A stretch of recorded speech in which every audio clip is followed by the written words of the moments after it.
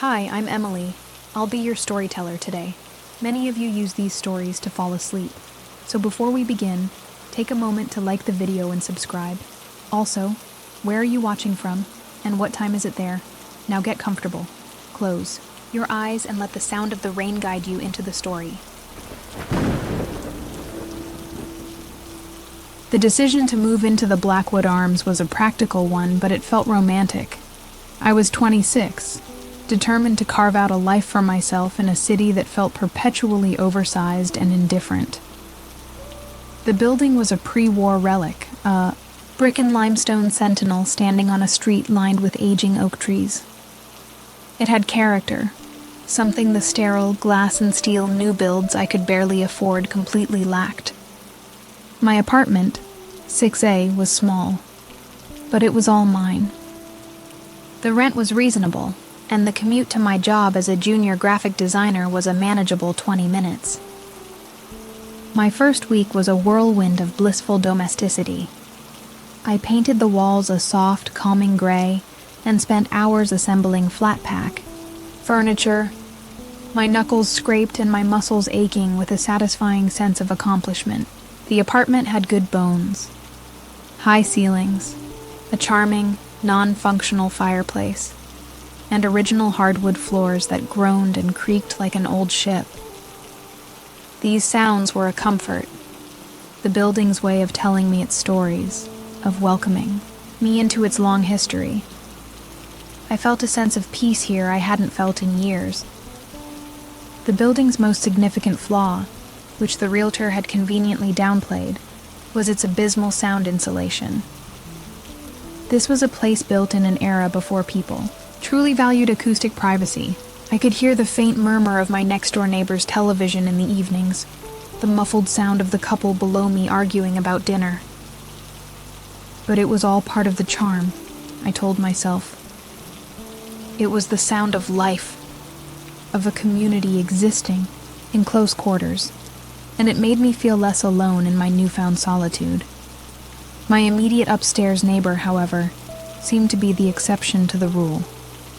The person in apartment 7A was a ghost. I never heard a footstep, a snippet of music, a voice, or the sound of a television. In my first 2 weeks, the silence from above was so absolute that I began to wonder if the unit was even occupied. I found it oddly reassuring.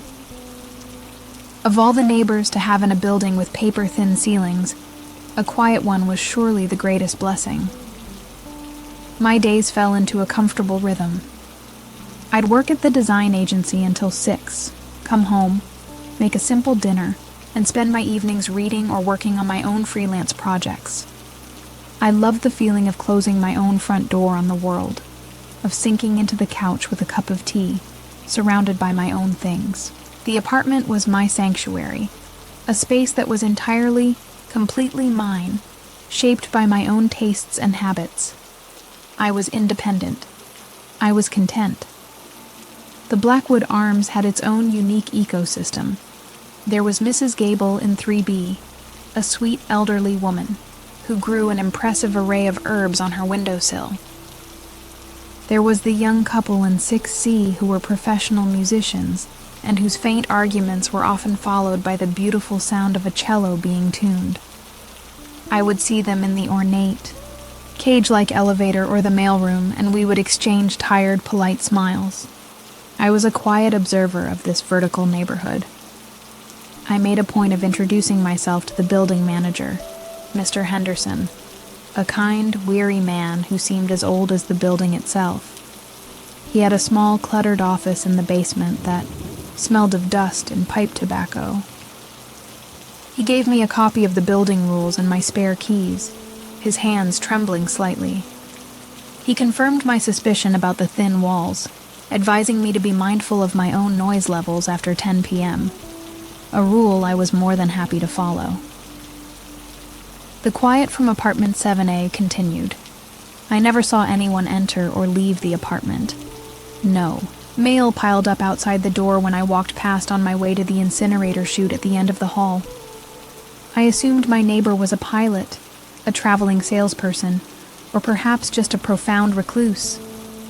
I fashioned a vague, unobtrusive character for them in my mind, a quiet academic who was rarely home.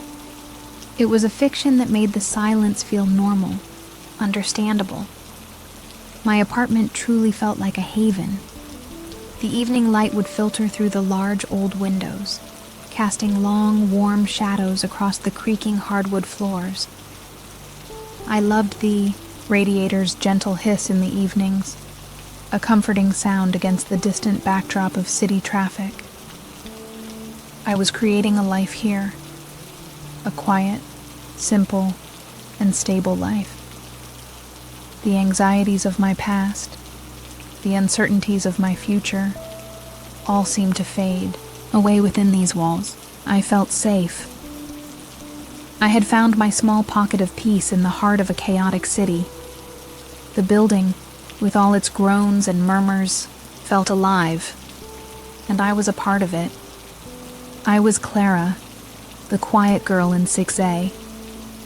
My life was finally, for the first time, starting to feel like my own creation.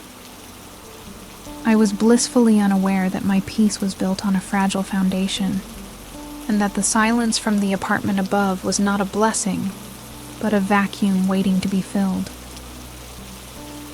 The building's sounds became a familiar symphony. The rattle of the elevator cables in the central shaft, the distant laughter from the musicians in 6C, the rumble of the furnace deep in the building's belly. These were the noises of a living, breathing structure, and they wrapped around me like a comforting blanket. The complete and utter silence from the floor above was the one missing instrument, a quiet note in an otherwise bustling score, and I was deeply grateful for it. A noisy neighbor would have ruined the entire composition. I settled into my solitude easily. After years of roommates with their messy habits and clashing schedules, having a space that was entirely my own felt like the ultimate luxury. I could leave a book open on the couch, listen to my music at a respectable volume without judgment, and simply exist without the need to accommodate anyone else. This apartment wasn't just a place to live. It was a space where I could finally, fully be myself without compromise or apology. My bedroom was my favorite room. It was small, with just enough space for my bed, a dresser, and a small reading chair I'd found at a thrift store. The room faced the back of the building, overlooking a small shared courtyard, and it was even quieter than the living room. It was my nest, the place where I felt most secure, most at peace. I would lie in bed at night, listening to the gentle hiss of the radiator, feeling utterly safe and content in my small corner of the world. The character of the old building was everywhere. In the slightly sloped floors, the original brass doorknobs, the intricate, dusty molding that traced the ceilings. These imperfections were what made it feel real, what gave it a soul. I felt a connection to the generations of people who had lived in this very apartment before me, who had stared out these same windows and listened to these same creaks.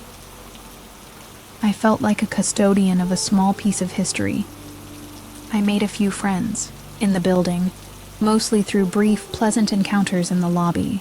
We'd complain about the temperamental elevator or the city's inefficient trash collection.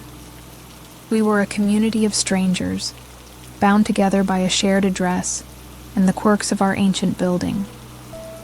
It was a comfortable, low-stakes form of social interaction that suited my introverted nature perfectly. There were no expectations, just polite nods and the occasional shared pleasantry.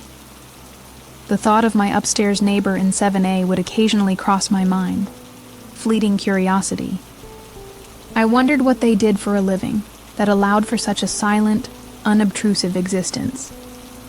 Perhaps they were a writer, lost in their own world, or a night watchman who slept all day.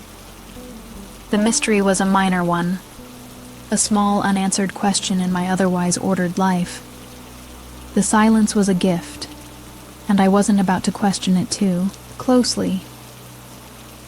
My life had found a placid, predictable rhythm.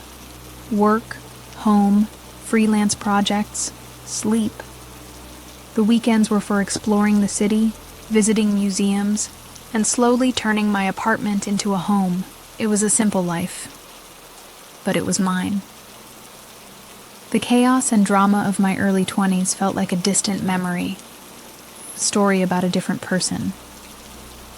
Here, in 6A, I had found a sense of stability that I had long craved.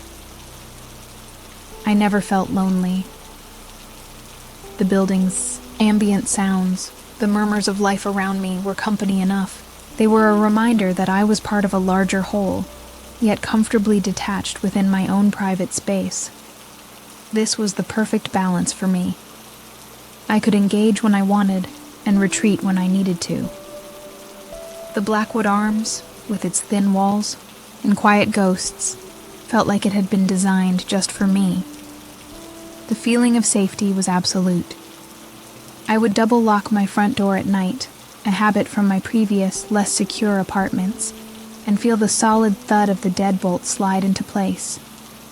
Here, surrounded by the building's thick brick walls and the quiet presence of my neighbors, I felt untouchable. The anxieties that plague city dwellers seemed to belong to another world, one that could not penetrate the warm, secure confines of my apartment. I was blissfully ignorant, of course. I had mistaken silence for peace.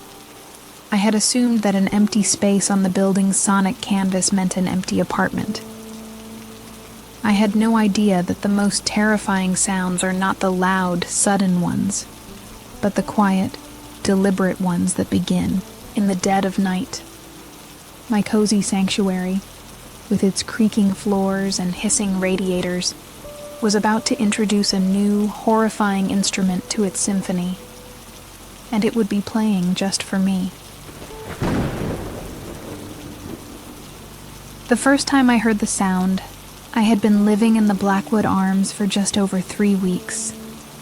It was a Tuesday night, inching towards 2 in the morning. I had been working late on a freelance branding project, my eyes burning from staring at the screen, my mind a sluggish swamp of color palettes and font choices. The building was deeply asleep. Even the usual groans of the pipes and the hiss of the radiator seemed to have faded into a profound, heavy silence. It was in that absolute quiet that the sound began. It was a low, dragging, heavy noise from directly above me, from apartment 7A. My first thought was that my silent neighbor was finally moving a piece of furniture, perhaps a heavy armchair or a small bookcase. The sound was a dull, resonant thud, followed by a slow, scraping rumble, as if something dense and round were being laboriously rolled across the hardwood floor. It was a strange time to be rearranging a room, but in a city of millions, eccentricity was to be expected. The sound traveled from one end of my living room ceiling to the other, a journey that took perhaps a full minute. The slowness was what made it so distinct. It was a deliberate, steady pace, without any of the random bumps and stops that usually accompany moving furniture. It was just this one, singular, heavy object, making its slow, inexorable journey across the floor of the apartment above mine. Then, as suddenly as it had started, it stopped. The silence that returned was somehow deeper, more noticeable than before. I shrugged it off, my mind too tired to dwell on it. I saved my work, shut down my laptop, and went to bed, the strange, heavy sound already fading from my memory. The quiet, ghost-like neighbor was simply a night owl, a fellow creative, perhaps, who worked best in the dead of night. I fell asleep imagining them as a sculptor, rolling a heavy block of marble or clay into position for the next day's work. The explanation was odd, but it satisfied me. The next night, it happened again. I was already in bed this time, drifting on the edge of sleep. The clock on my phone read 2:17 a.m., The sound was identical. A heavy, dragging weight, starting its slow journey from above the far side of my living room. The sound vibrated faintly through my own ceiling, a low, guttural rumble that I could feel as much as hear. It was exactly the same path, the same deliberate, unhurried pace. This time, I was fully awake to listen. The sound was deeply monotonous. It was not accompanied by footsteps, by grunts of effort, or by any other signs of human activity. It was just the pure, isolated sound of the object itself, rolling across the floorboards of 7A. I lay in bed, tracking its progress in my mind's eye. It reached the other side of the apartment and, once again, stopped abruptly, plunging the building back into silence. This was no longer a one-time event. It was a routine. My annoyance began to curdle into a more complex feeling. It was a strange, almost invasive sound, its low frequency seeming to burrow into my skull. Who engages in such a bizarre, repetitive activity in the middle of the night? My mental image of the quiet academic or the traveling salesman was replaced by someone more eccentric.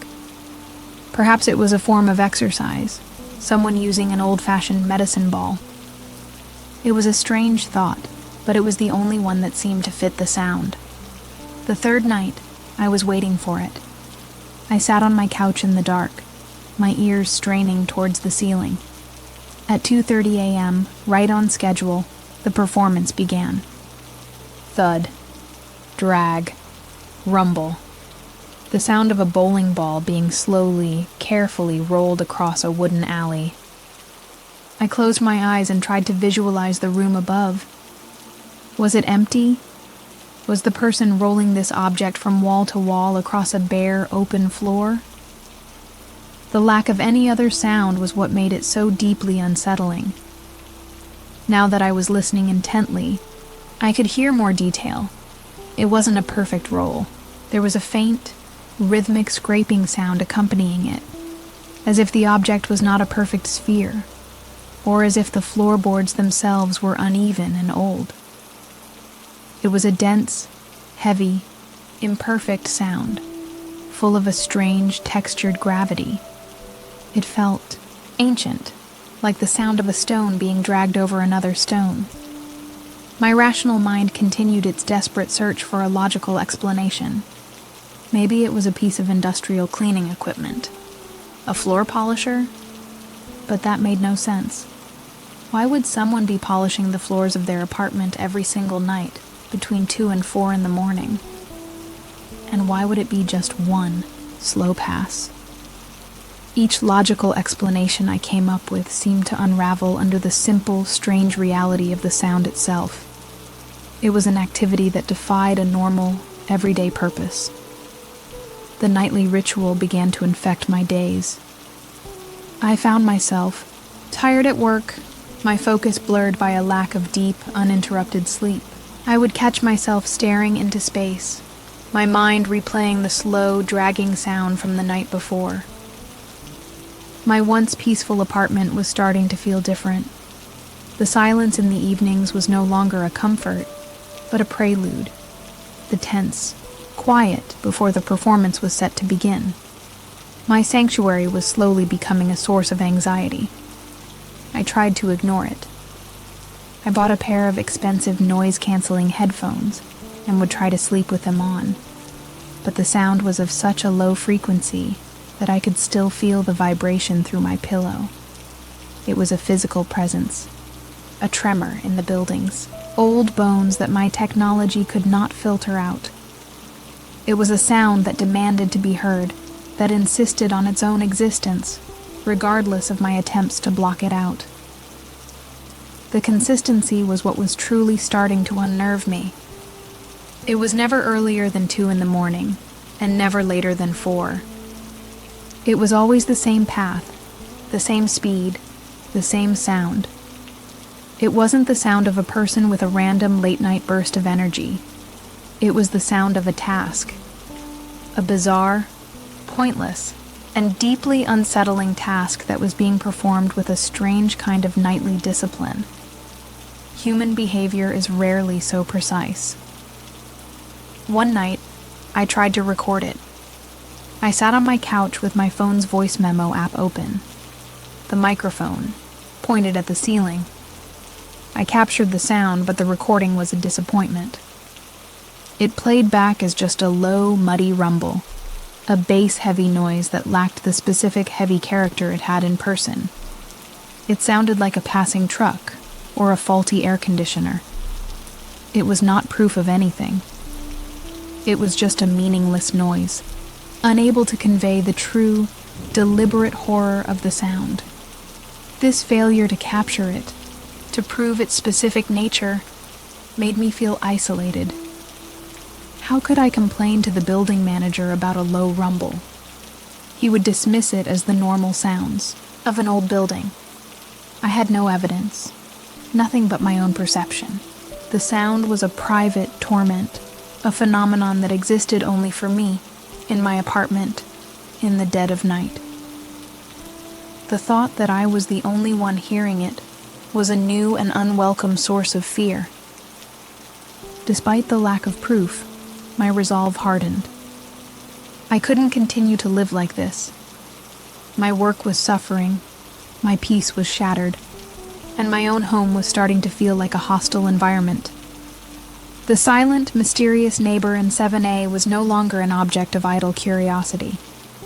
They were a problem, a source of profound disruption to my life, and I had to confront the situation. I would not be driven mad by a bowling ball in the middle of the night. I decided I would first try to see if I could catch them. I started staying up late, watching the front entrance of the building from my window, hoping to see who was entering or leaving the building around 1 or 2 a.m. But I never saw anyone go in who didn't belong. The late-night traffic was minimal, just a few familiar faces from other floors returning from late shifts. My neighbor, whoever they were, was as much a ghost outside the apartment as they were inside it. The lack of any visual confirmation was maddening. The person in 7A existed only as a sound, an auditory phantom. They left no other trace, no mail, no sightings, no other noises, just the slow, nightly dragging of a heavy, unseen object. The person themselves was a complete void, a vacuum defined only by the bizarre sound they produced. The less I knew, the more my imagination began to fill in the terrifying blanks. After a full week of the nightly disturbance, I knew that my passive investigation was a failure. I had to take direct action. I would go to Mr. Henderson, the building manager. I would complain. I would be polite but firm. I would describe the sound in as much detail as possible, and insist that he speak to the tenant in 7A. It was a simple, logical next step, the proper way to handle a noisy neighbor complaint in any normal apartment building. But as I made this resolution, a small, cold part of my mind knew that this was not a normal situation. This was not a simple case of a noisy neighbor. There was a deep and profound strangeness to the events, a texture of wrongness that I couldn't quite articulate. The sound was too regular, too isolated, too devoid of any other human context. I was preparing to treat the problem as mundane, all the while knowing, in my gut, that it was anything but. My resolve to speak with Mr. Henderson was a small, flickering candle in a growing darkness. I decided to wait until the end of the week, to gather a few more nights of evidence, as it were. I wanted my complaint to be solid, to be a clear and undeniable pattern of disturbance, not just a couple of odd nights. This was a mistake. It gave the phenomenon, the presence in 7A, more time to evolve, to curdle from something merely strange into something truly menacing. The sound was about to change. It was a Thursday night. I had armed myself with earplugs and a white noise machine, a desperate attempt to build a sonic fortress around my bed. For the first few hours of the night, it worked. The gentle, hissing static of the machine successfully drowned out the building's usual groans and murmurs, lulling me into a shallow, fragile sleep. But no machine could block out the low, bone-deep vibration that began, as always, shortly after 2 in the morning. The familiar, heavy dragging sound started its slow journey across my ceiling. The vibration was a physical presence, and I could feel it through my mattress. But this time, there was something new. Woven into the low rumble was another sound, something I had to strain my ears to catch, even through the earplugs. It was a faint, dry, sibilant noise. The sound of whispering. It wasn't clear enough to be words. It was more like the texture of whispering. A series of soft, overlapping hisses, like dry leaves skittering across pavement. It was rhythmic, rising and falling with the slow pace of the rolling object. It was as if the weight itself was whispering as it moved, or as if someone was leaning down, their mouth close to the floorboards, murmuring to the object as they pushed it. The thought sent a jolt of pure ice through my veins. My carefully constructed rationalizations began to crumble.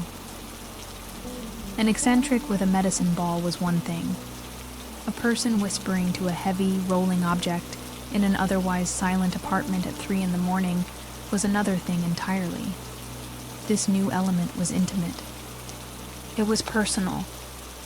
It was undeniably human, yet it felt utterly alien in its context. The sound was no longer just a nuisance. It was starting to feel like a ritual. I lay frozen in my bed, my eyes wide open in the darkness, every muscle tensed. I was no longer just an unwilling audience. I felt like an eavesdropper, overhearing a private, insane ceremony. The rolling and the whispering continued their slow, deliberate path across the ceiling, a single, unified, and horrifying sound. When it finally stopped, the silence that followed was not a relief. It was a threat. It was the silence of something waiting. The next morning, I was a wreck. Dark circles hung under my eyes. My hands trembled as I tried to drink my coffee. I could not get the sound of the whispers out of my head. The workday was a blur. I stared at my computer screen, but all I could see was the imagined scene in the apartment above. A dark, empty room, a heavy, scraping weight, and a whispering mouth. I knew I couldn't wait any longer. I had to speak to Mr. Henderson today.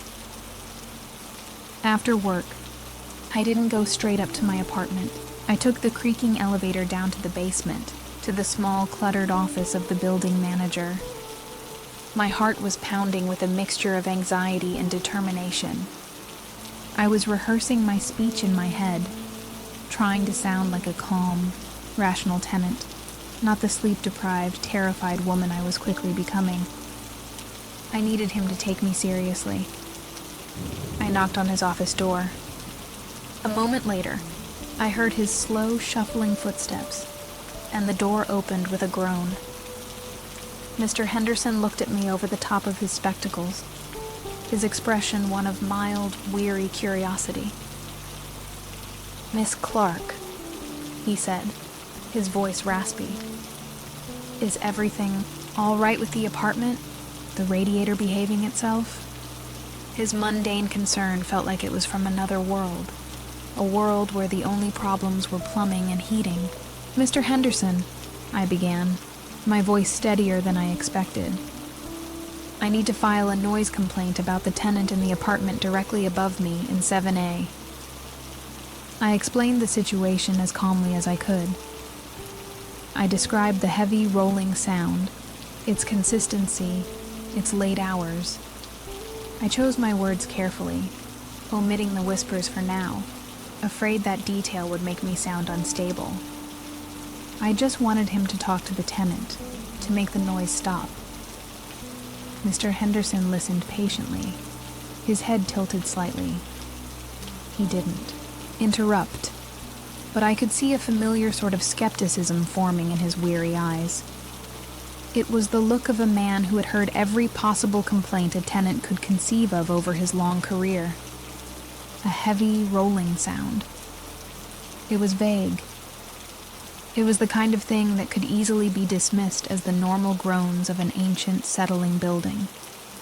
I pressed on, emphasizing the relentless nightly repetition. "It's every single night, Mr. Henderson," I insisted, trying to keep the desperation out of my voice. "Between 2 and 4 in the morning. It's not just the building settling. It is a very specific, very loud, and very deliberate sound. It's making it impossible for me to get any proper rest." I could hear my voice starting to sound a little too strained, a little too close to the edge. I took a deep breath, trying to regain my composure. He stroked his chin, a dry, raspy sound. "7A, you say? That's interesting." He didn't elaborate on why it was interesting.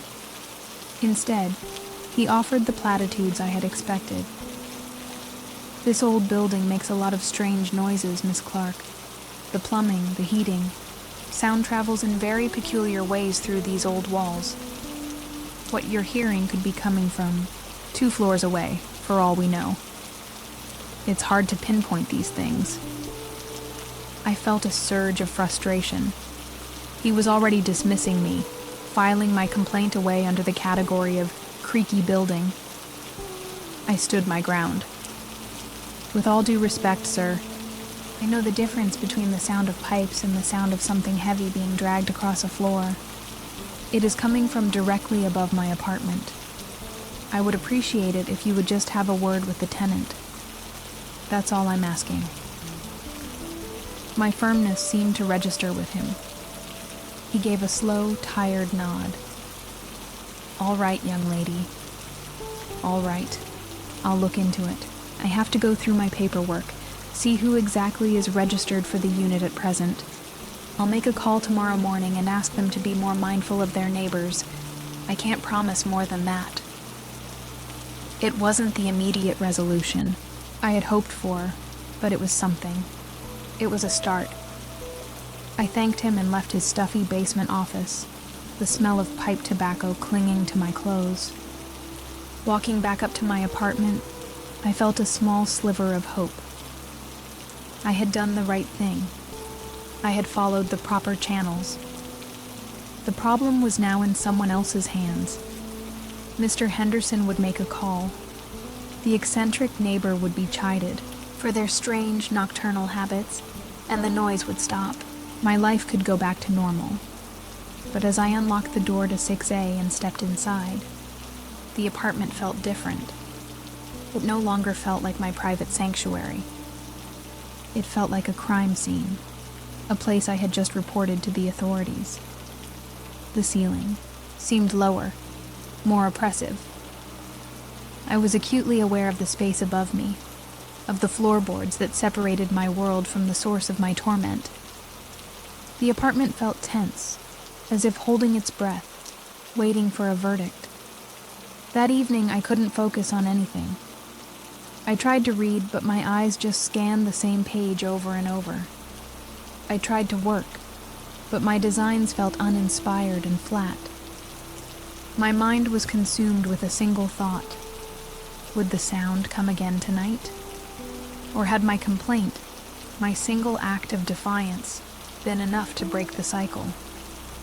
I was both terrified that it would return and, strangely, afraid that it wouldn't.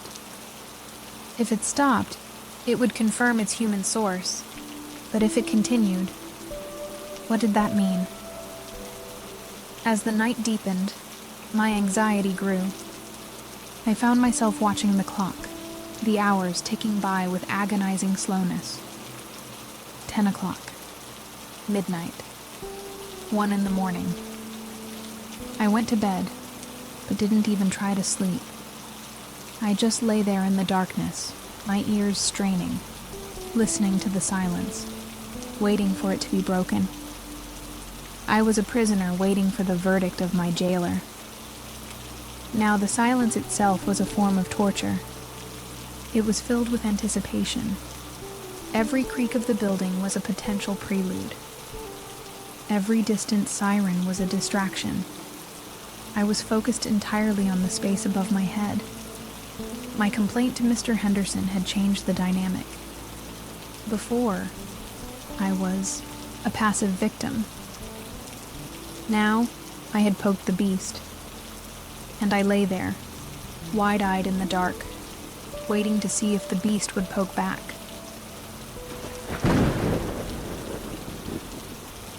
I lay awake until the first hints of dawn painted the sky a bruised purple, but the sound never came. The silence from apartment 7A was as absolute as it had been during my first weeks in the building. A cautious, fragile sense of relief began to bloom in my chest. It had worked. My complaint had actually worked. Mr. Henderson had made his call. The strange tenant had been warned, and the nightly ritual had been broken. The beast had been poked, and it had retreated. I finally drifted into a deep, exhausted sleep. The next day, I felt like a new person. The weight of the dread that had been pressing down on me had lifted. The world seemed brighter. My coffee tasted better. My work felt more engaging. It was astonishing how quickly I had normalized the terror, and how liberating it felt to be free of it. The problem had been a simple one after all. A weird, inconsiderate neighbor. It was a mundane, solvable issue, and it had been solved. I felt a surge of gratitude for Mr. Henderson. I left work early that afternoon, eager to enjoy a full evening of peace in my reclaimed sanctuary. As I stepped out of the elevator onto my floor, I saw Mr. Henderson at the far end of the hall, jiggling the lock on a utility closet. I felt a wave of relief and decided to thank him in person. It was the least I could do. He had restored my peace of mind, and I was immensely grateful for his quiet, weary competence. "Mr. Henderson," I called out as I approached. He turned, a set of old brass keys clutched in his hand. "I just wanted to thank you," I said, a genuine smile on my face, "for handling the situation with 7A so quickly. It was completely quiet. Last night, I can't tell you what a relief it is." I expected a tired smile, a simple nod of acknowledgement. "You're welcome." But that is not what I received. He stared at me, his brow furrowed in genuine confusion. The look on his face was not one of a man accepting thanks for a job well done. It was the look of someone who had absolutely no idea what I was talking about. "The situation with 7A?" he repeated, his voice raspy. "I'm sorry, my dear. What situation are you referring to? I haven't had a chance to even look at my paperwork today. It's been one thing after another with the boiler." My smile faltered. A cold knot began to form in the pit of my stomach. "The noise complaint," I said, my voice suddenly a little weaker. "From last night. The tenant in 7A.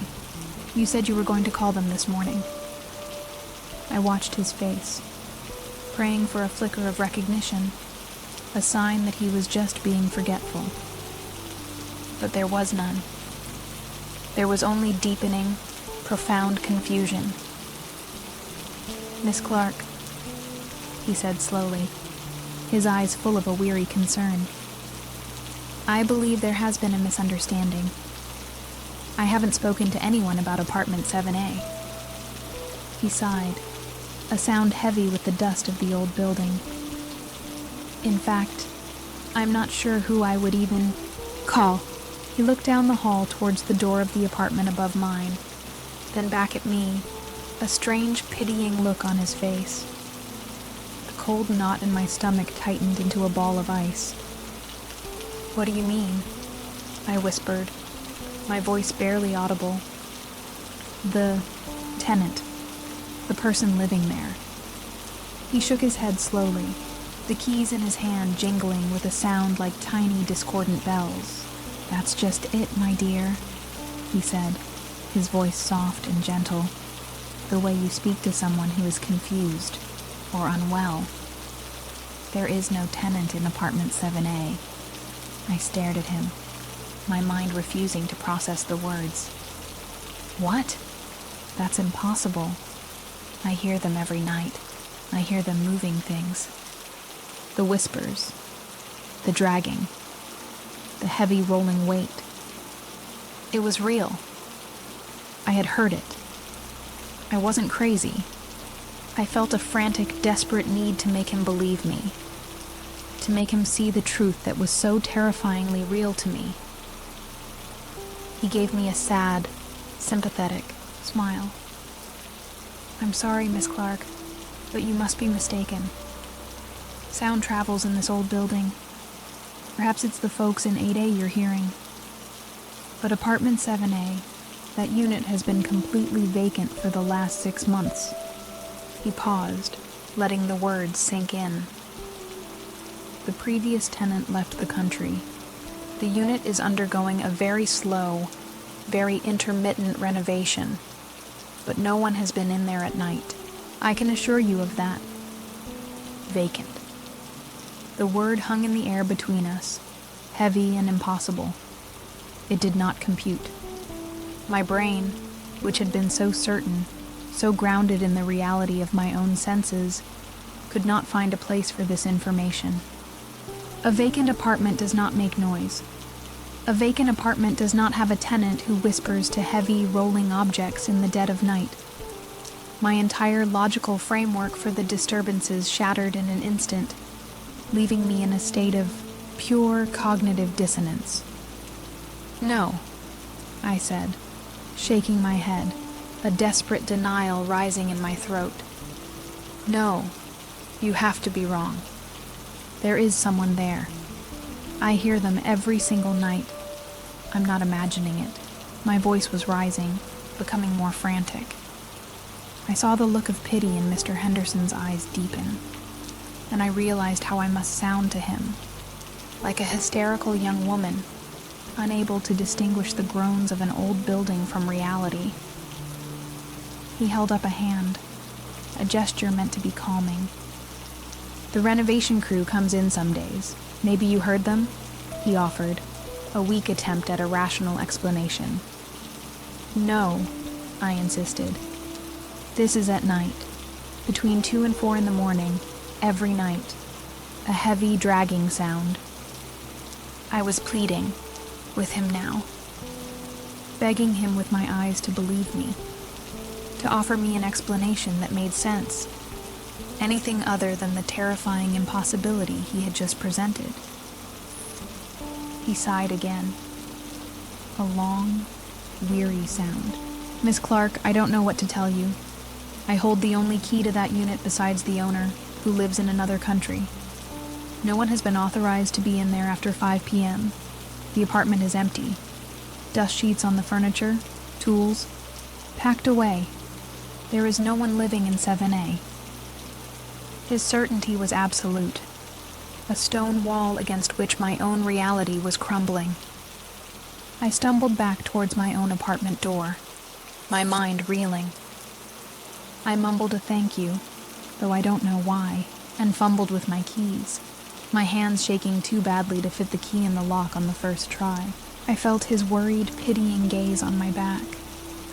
I finally got the door open and practically fell inside, slamming it shut behind me, the sound echoing in the sudden, profound silence of my apartment.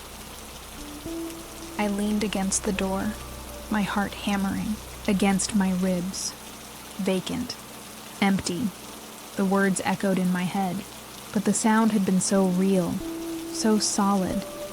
I had felt the vibrations. I had heard the whispers. How could a sound so real come from a place that was empty? The question was a terrifying paradox, a logic puzzle with a monstrous solution. If there was no one there, then what was making the sound?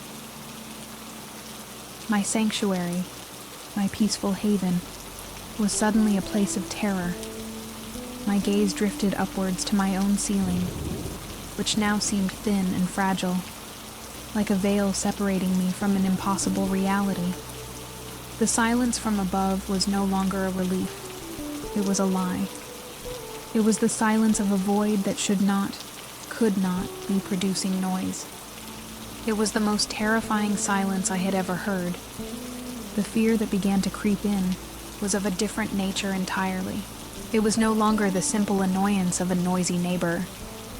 It was a deeper, more primal fear, the fear of the inexplicable. If my own senses, my own perception of reality, could be so fundamentally wrong, then what could I trust? The horror was turning inward. Was this about the apartment? Or was this about my own sanity? I spent the rest of the evening in a state of quiet panic, moving through my apartment like a ghost. I couldn't eat.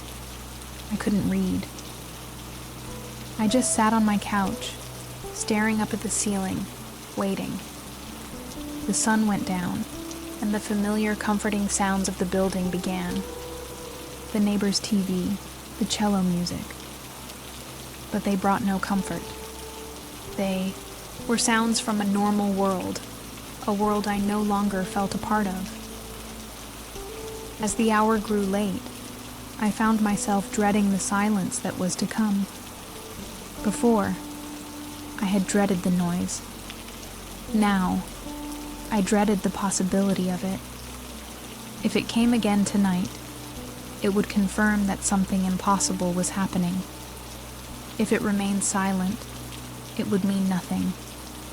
Just a reprieve, a breath before the next, descent into madness.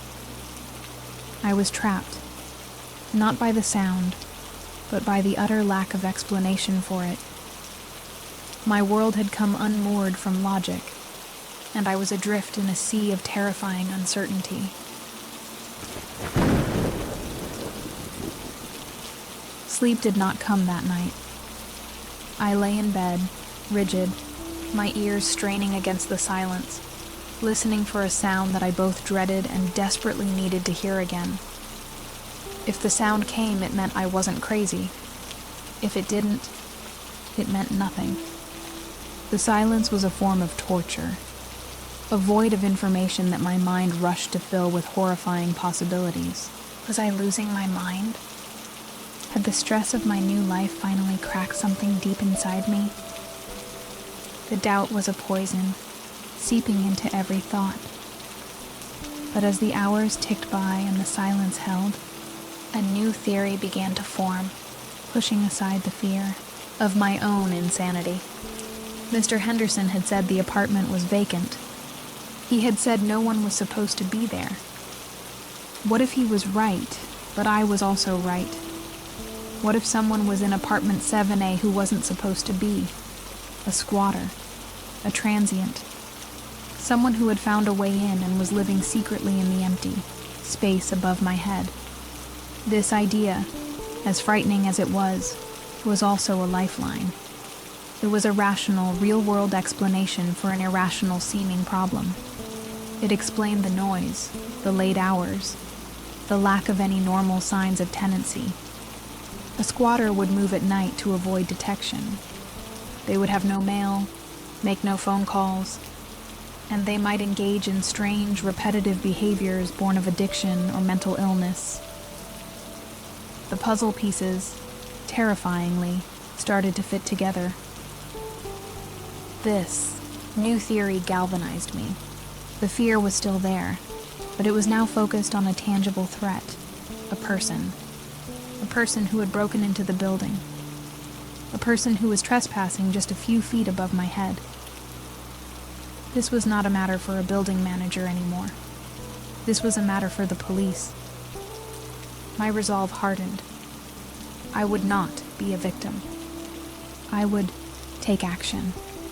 I would defend my home. The next morning, my hands trembling slightly, I called the non-emergency police line. I explained the situation carefully, trying to sound as calm and credible as possible.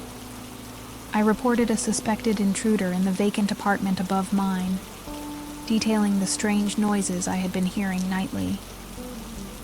I emphasized that the building manager had confirmed the unit was supposed to be empty.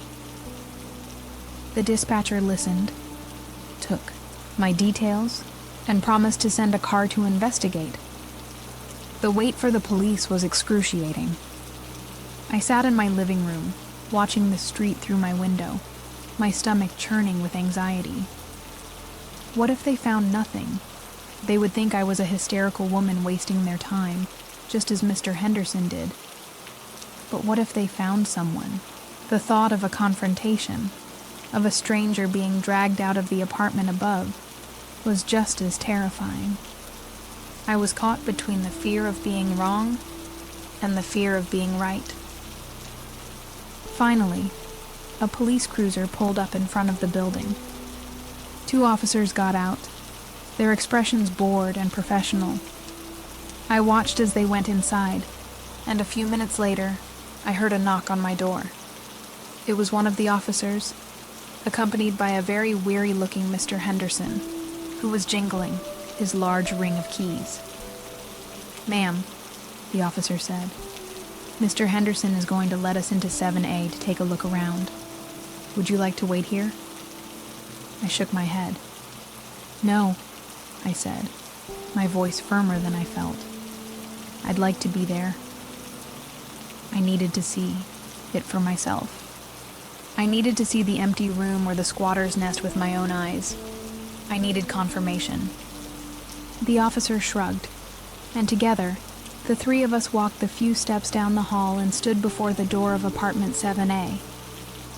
It looked completely innocuous, identical to my own door, just a number higher.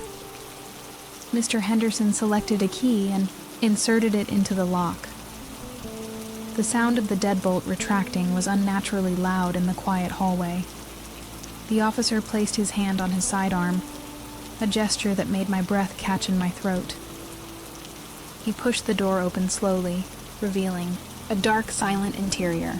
"This is the police," he called out, his voice echoing in the space. "If there's anyone in here, make yourself known now." The only response was silence. A deep, dusty, and profoundly empty silence. The officer flicked on a light switch by the door, and the apartment was flooded with the weak, yellow light of a single, bare bulb hanging from the ceiling. We stepped inside. The apartment was a mirror image of my own in layout, but it was a ghost. All the furniture was draped in large, white dust sheets, creating a landscape of silent, lumpy shapes. The air was thick with the smell of old plaster and cold, stagnant dust. The officer moved through the apartment with a practiced efficiency, his heavy boots stirring up small clouds of dust. He lifted the corners of the white sheets, revealing glimpses of old, dark wood furniture beneath. He checked the small kitchen, the bathroom, the closets. Each space was empty, still, and layered with a fine, undisturbed film of grime. There was no sign of life here. No makeshift bed, no discarded food wrappers, no trace of a human squatter. My heart sank with every empty room he cleared. "Place is empty, ma'am," the officer said, his tone final. "Looks like it hasn't been touched in months." He looked at me with an expression that was a mixture of professional boredom and slight irritation. I felt my face flush with embarrassment. I had dragged them all up here, convinced of an intruder, only to find a perfectly empty, dusty apartment. I had wasted their time, I was the hysterical woman I had been so afraid of becoming. Mr. Henderson just shook his head slowly, looking around the room. "Told you, Miss Clark. It's just the building's noises." I was about to apologize to retreat back to my apartment in humiliation when the second officer, who had been quietly inspecting the main living area, called out. "Hey, Frank," he said, his voice holding a new note of interest. "You should take a look at this." He was crouched down, looking at the floor. We all walked over to where he was pointing. The hardwood floors, where they were not covered by sheets, were layered in dust, except for 2 long parallel paths. It was as if something had cleared the dust away, leaving clean trails through the grime. And within those trails, we saw them. The floorboards were deeply, horribly scratched. Long, gouging lines were carved into the dark wood, running from one end of the room to the other. They were not the random scuffs of old age. These were deliberate, deep wounds in the wood, some of them nearly 1/4 of an inch deep. It looked as if a very heavy piece of furniture with sharp, jagged feet had been dragged back and forth, over and over, hundreds of times, with immense force. The path of the scratches corresponded exactly with the path of the sound as I had heard it from my apartment below. I stared at the floor, a cold, vindicating thrill running through me. "That's it," I whispered, pointing with a trembling finger. "That's the sound I hear. The dragging." The first officer knelt, running a gloved finger along one of the deep gouges. He looked at the scratches, then at the empty room, then at me. His expression was no longer bored. It was deeply, profoundly puzzled. "What the hell could have made this?" he murmured to himself. Despite the discovery, there was nothing more the police could do. There was no sign of forced entry, no one was in the apartment, and nothing had been stolen. The scratches were a mystery, a piece of evidence with no crime attached to it. They took a few photos, filed a report noting the unexplained property damage, and advised me to call them again if I heard anything else. Mr. Henderson locked the apartment door, his face a mask of uneasy confusion. That night, for the first time in over a week, there was silence. The hours between 2 and 4 in the morning passed in complete, uninterrupted peace. I lay in bed, my ears straining. But there was no rolling, no dragging, no whispering. It was over. The official intrusion, the presence of the police, must have been enough to scare away whoever or whatever had been in the apartment. The scratches proved I wasn't crazy. I had been right all along. A profound sense of relief washed over me. The beast had been real, but it was also timid. It had been scared off by the light of day and the authority of a uniform. I felt safe again. I had faced the inexplicable.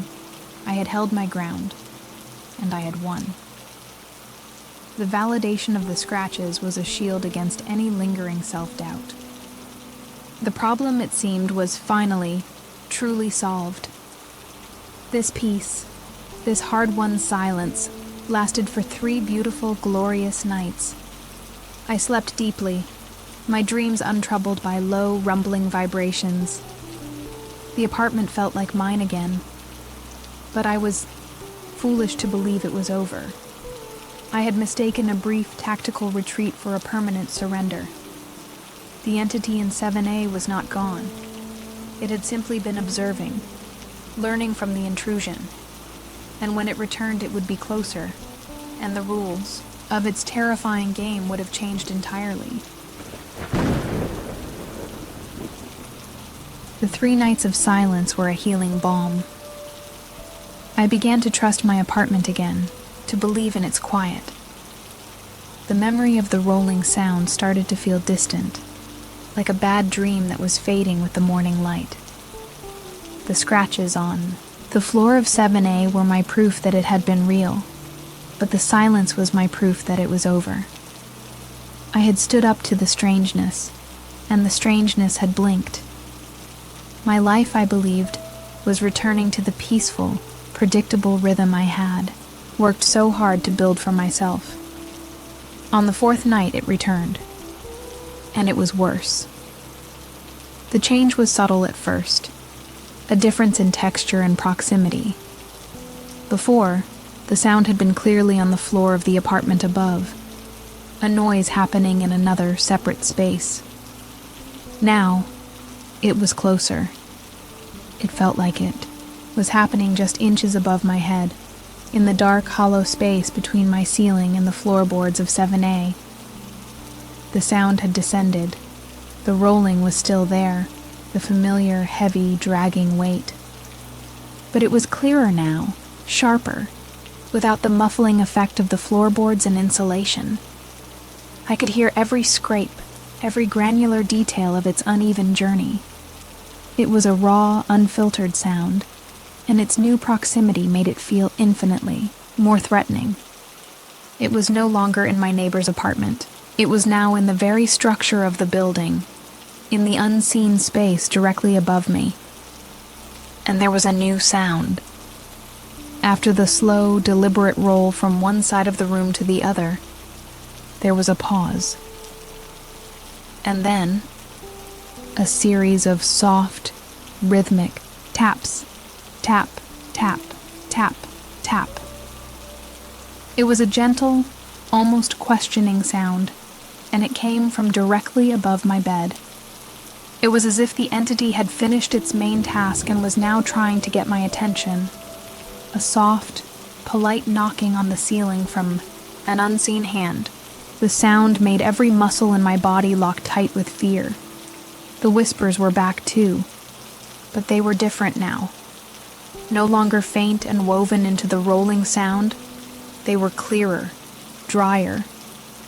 They sounded like the rustling of ancient paper, a sibilant, overlapping chorus that seemed to rise and fall in the darkness between the walls. It was a language of pure texture, devoid of words, but full of a chilling, inquisitive intent. The phenomenon was no longer just performing its ritual. It felt like it was trying to communicate.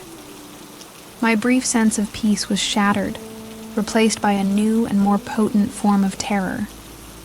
This was not a retreat. It had been a reassessment. The entity, whatever it was, had learned from the police visit. It had adapted its methods. It had moved from its space into the shared, unclaimed space of the building's structure. It had found a way to get closer to me, to bypass the barrier of a separate apartment entirely. The next morning, I found the marble. It was sitting directly in the center of my doormat, a single perfect sphere of dark green glass, with a delicate white swirl in its center. It was an old-fashioned cat's eye marble, the kind I hadn't seen since I was a child. It hadn't been there when I went to bed. I stared at it, my blood turning to ice. This was a gift, a message, a sign that the entity was not confined to sound alone. It was a physical object, placed with deliberate care at the threshold of my home. The implication was horrifying.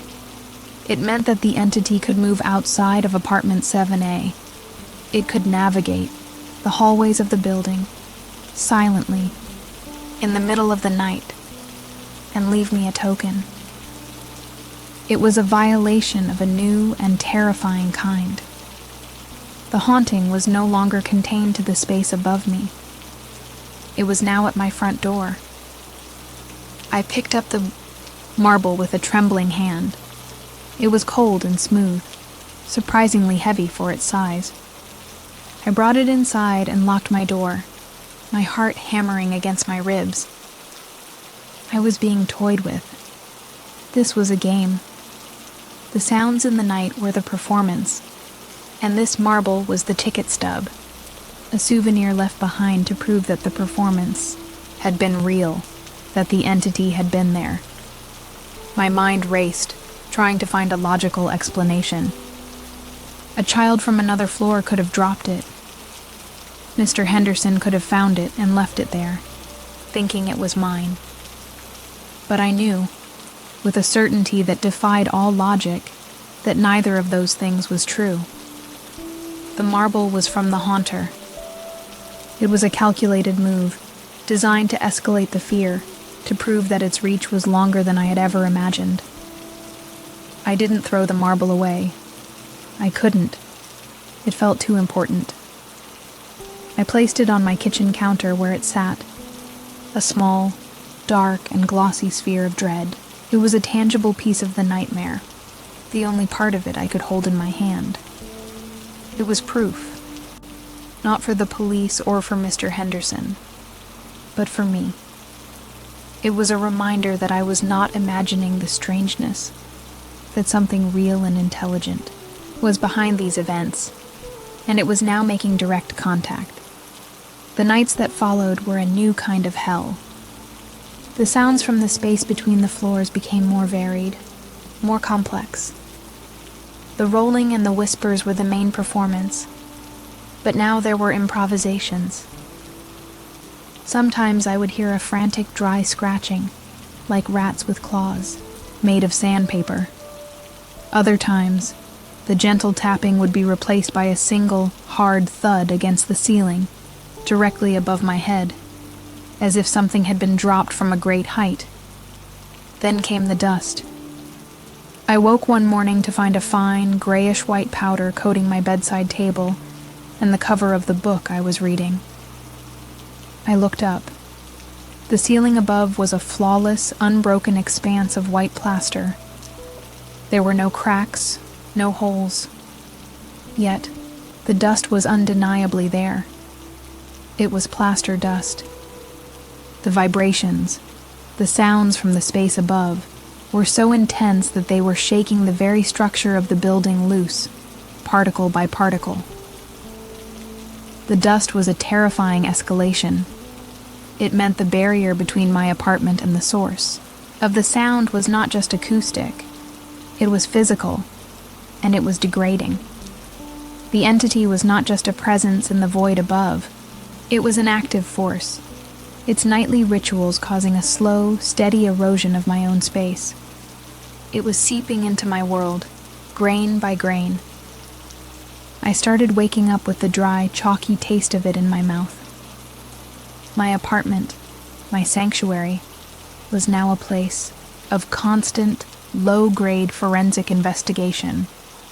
I would wipe away the dust in the morning, only to find a fresh layer the next day. I would examine the marble on my counter, turning it over and over in my hands, searching for some clue, some meaning. I started sleeping on the couch in the living room, unable to bear the thought of lying in bed while the tapping and scratching happened directly above my head. The fear was becoming a part of my body's chemistry. I was losing weight. My hands had a constant low-level tremor. At work, I would find myself staring blankly at my screen, my mind occupied with the sounds from the night before. I was becoming a ghost in my own life, haunted by a phenomenon that was so intimate and so impossible to explain. I was living in a constant state of high alert, waiting for the next impossible thing to happen. The entity had successfully bypassed my sense of security. The police visit had only made it change its tactics, to become smarter, closer, more personal. It had learned that direct, loud noises from 7A would result in an investigation. So it had moved into the gray area, the space between, a place that technically belonged to no one, and therefore could not be investigated. It was an intelligent, adaptive, and utterly terrifying presence. I felt like a scientist studying a new, horrifying life form.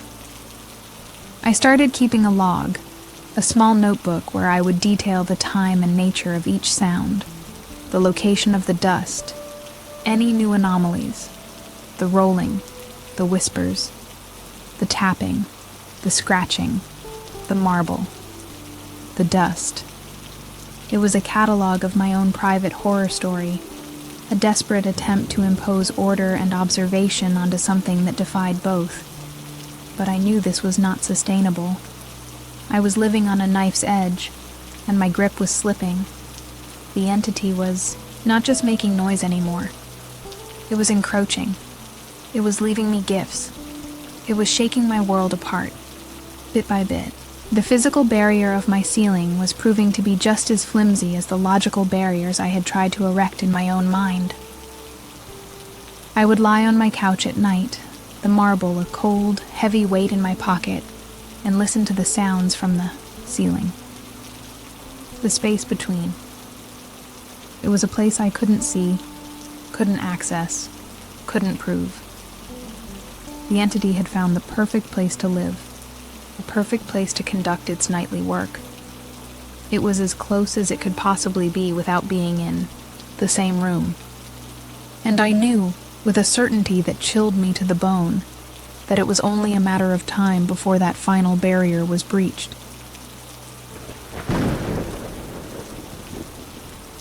Living with the entity became a new, terrible kind of normal. I learned to sleep in 4-hour increments, my body naturally waking up just before the 2 a.m. performance was set to begin. I would lie on the couch, my logbook and a pen on the coffee table, and I would listen. I would document. It was a bizarre nocturnal ritual of my own, a counter-ritual to the one happening in the ceiling above me. This strange, obsessive documentation was the only thing that made me feel like I had any control at all. But I knew it was an illusion. The dust was becoming more prominent, a constant film on my furniture. The sounds were getting bolder. The tapping was now sometimes a hard, sharp rap, like knuckles on wood. I was living in a state of siege, and my fortress was slowly crumbling from the inside out. My desperation, which had been a low, simmering heat, was beginning to boil over. I had to try to get help again. I couldn't accept this as my life. My new evidence felt more substantial than just a sound. I had the marble, a physical object. I had the plaster dust, physical proof of the vibrations. I had my logbook, a detailed record of the entity's consistent, evolving behavior. Armed with this, I decided to call the police again. I felt that with this new information, they would have to take me seriously. This was no longer just a strange noise. This was escalating. I called the non-emergency line again, my voice trembling but determined. I referenced my previous report, the one about the unexplained property damage in 7A. I calmly detailed the new developments, the sounds moving closer, the object left at my door, the plaster dust falling from my ceiling. I tried to sound as factual and as sane as possible, presenting my observations as a clear pattern of harassment by an unknown party. The dispatcher on the other end of the line was silent for a long moment after I finished. Then, with a sigh, I could feel through the phone, she spoke. "Ma'am," she said, her voice flat and devoid of any sympathy. "We have the report from the officers who visited your location. They found no evidence of a squatter or an intruder. Apartment 7A was secured. The complaint was filed as a building maintenance issue." "But it's not a maintenance issue," I insisted, my voice rising despite my best efforts to stay calm. "Things have escalated. There is dust falling from my ceiling. An object was left at my door. The sound is closer now. It's different." I felt like I was begging. I was begging for a person in a position of authority to simply believe the evidence of my own senses, to acknowledge the reality I was living in. "Ma'am, a marble on your doormat is not a police matter," the dispatcher said, her tone hardening into one of professional annoyance. And dust can be caused by any number of things in an old building. We cannot dispatch officers every time you hear a strange noise. We have to prioritize actual emergencies. The implication was clear. I was not an actual emergency. I was a nuisance. I was stunned into silence. She was twisting my evidence, minimizing it, turning it into a series of unrelated, trivial events.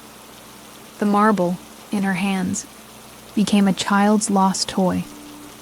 The dust became a symptom of old age. The sounds were just sounds. The cohesive, terrifying pattern that was destroying my life was, to her, nothing more than a series of unconnected annoyances. My evidence was meaningless because she had already decided I was not a credible witness. "If you continue to make these kinds of calls, ma'am," she said, her voice now carrying a clear warning, "we will have to file a report for misuse of police resources. Do you understand?" The threat was unmistakable. "Don't call us again," I mumbled. A yes and hung up the phone, my hand shaking with a mixture of rage and utter despair. The one official channel I had, the one I was supposed to be able to turn to for help, had just threatened me into silence. My isolation felt absolute. I was being tormented by an entity in a vacant apartment, and the police saw me as the problem. I was a nuisance caller, a hysterical woman in a creaky old building. The entity could not have designed a more perfect method of torture. Its actions were so bizarre, so impossible to categorize, that they granted it a kind of immunity. It was protected by the world's stubborn insistence on a logical explanation for everything. The official world had shut its doors to me. There was no one left to call who would wear a uniform or carry a badge. My fear, however, was too great to bear alone. I had one last resort: my older sister, Jessica. She had always been the practical, grounded one, my anchor in any storm. I felt that if I could just explain everything to her, calmly and logically, she would have to believe me. She knew I wasn't prone to fantasy or hysterics. I called her that evening, my voice tight with a carefully controlled desperation. I laid out the entire story, starting from the first night I heard the rolling sound. I told her about the whispers, about Mr. Henderson confirming the vacancy, about the police visit, and the inexplicable scratches on the floor. I finished by telling her about the marble on my doormat, and the fine layer of plaster dust that now greeted me every morning. I presented my case like a lawyer, laying out the evidence piece by piece. There was a long pause on the other end of the line when I finished. It was a silence filled with a heavy, cautious concern. "Clara," she finally said, her voice laced with a gentle, worried tone that made my heart sink. That's a lot. Are you getting any sleep at all? You sound completely exhausted." She didn't question the events. She immediately questioned my state of being, my perception of those events. "I'm not exhausted, Jess. I'm terrified," I said, my voice starting to break. "This is real. It's happening." I tried to steer her back to the evidence. "What about the scratches on the floor? The police saw them. And the marble." "How do you explain the marble?" I needed her to engage with the facts, not with her preconceived notions of my stress levels. I needed an ally, not a therapist. "Honey, old buildings have scratches," she said softly, her voice full of a frustratingly gentle rationality. "And a marble could have come from anywhere. A kid in the hallway. What worries me is how you're connecting all of this. You're not sleeping. You're living alone in a new place. Your job is demanding. It's perfectly normal for your mind to be playing tricks on you, to be making patterns out of nothing." Her words were a devastating blow. They were meant to be comforting, to bring me back to a world of logic and reason. but all they did was invalidate my entire reality. She wasn't listening to what I was saying. She was diagnosing me. In her eyes, I was no longer a reliable narrator of my own life. I was a collection of symptoms: stress, exhaustion, loneliness. The entity wasn't real. My breakdown was. The rest of the conversation was a blur of her suggesting I take time off work, that I see a doctor, that maybe I should consider moving to a newer, less creepy building. Every suggestion was a small, sharp confirmation that she did not believe me.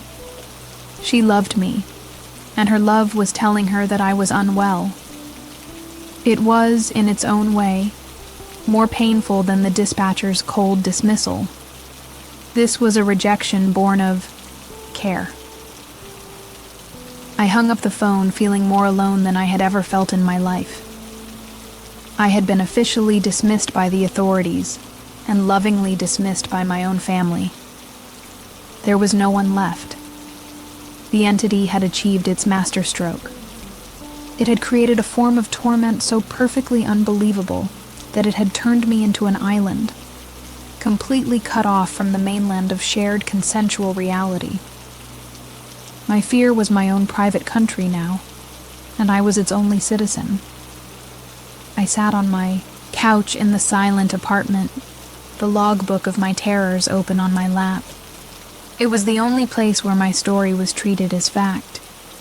The world outside these walls had deemed me crazy. The world inside these walls was actively trying to make me so. I was caught in a vice, and with every passing night, it was tightening. The entity could now operate with complete impunity. It knew I had no one to run to. The haunting had entered its most dangerous phase. It had successfully isolated its target. Me. I was alone, discredited, and questioning my own mind. The entity had cleared the board of all my defenses and all my allies. It was just me, and the sounds from the ceiling now. And as darkness fell, I knew, with a chilling certainty, that it would be bolder than ever. There was no one left to hear me scream. My life was now cleaved into two distinct parts. The day, where I was a functioning professional adult who smiled and met deadlines, and the night, where I was a paranormal researcher in a state of siege. I went through the motions of my daytime, life in a numb haze, the real me dormant, waiting for the sun to go down. My logbook became my only confidant, its pages filling with my spidery, sleep-deprived handwriting, a detailed testament to a truth that no one else in the world would acknowledge. The sounds continued their nightly performance, and freed from the threat of outside interference, they grew bolder. The rolling sound was heavier now, the whispers more distinct, almost forming words that would skitter away from my understanding the moment I tried to focus on them. I had long since abandoned my bedroom, my nest, which now felt like the epicenter of the phenomenon. I slept on the couch, a refugee in my own living room, the bedroom door kept firmly shut. The couch offered little comfort. Even from the living room, I could hear the sounds, their location now seeming to shift. Before, they were clearly happening, above the living room. Now, the entity seemed to have free reign of the entire space above. Some nights the rolling would be over the kitchen, other nights it would be over the hallway, and on the worst nights, it would happen over the empty bedroom, a place I no longer dared to enter after dark. This particular night felt different from the moment the sun set.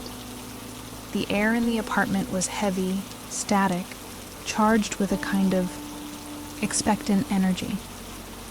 The usual ambient noises of the building seemed to be muffled, as if the Blackwood Arms itself was holding its breath.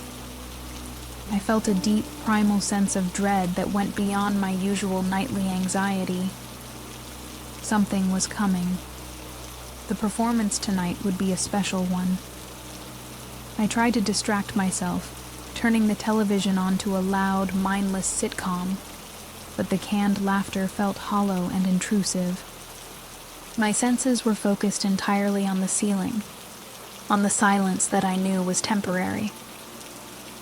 I abandoned the TV and sat on the couch in the quiet, my logbook open on my lap, my pen clutched in my hand like a talisman.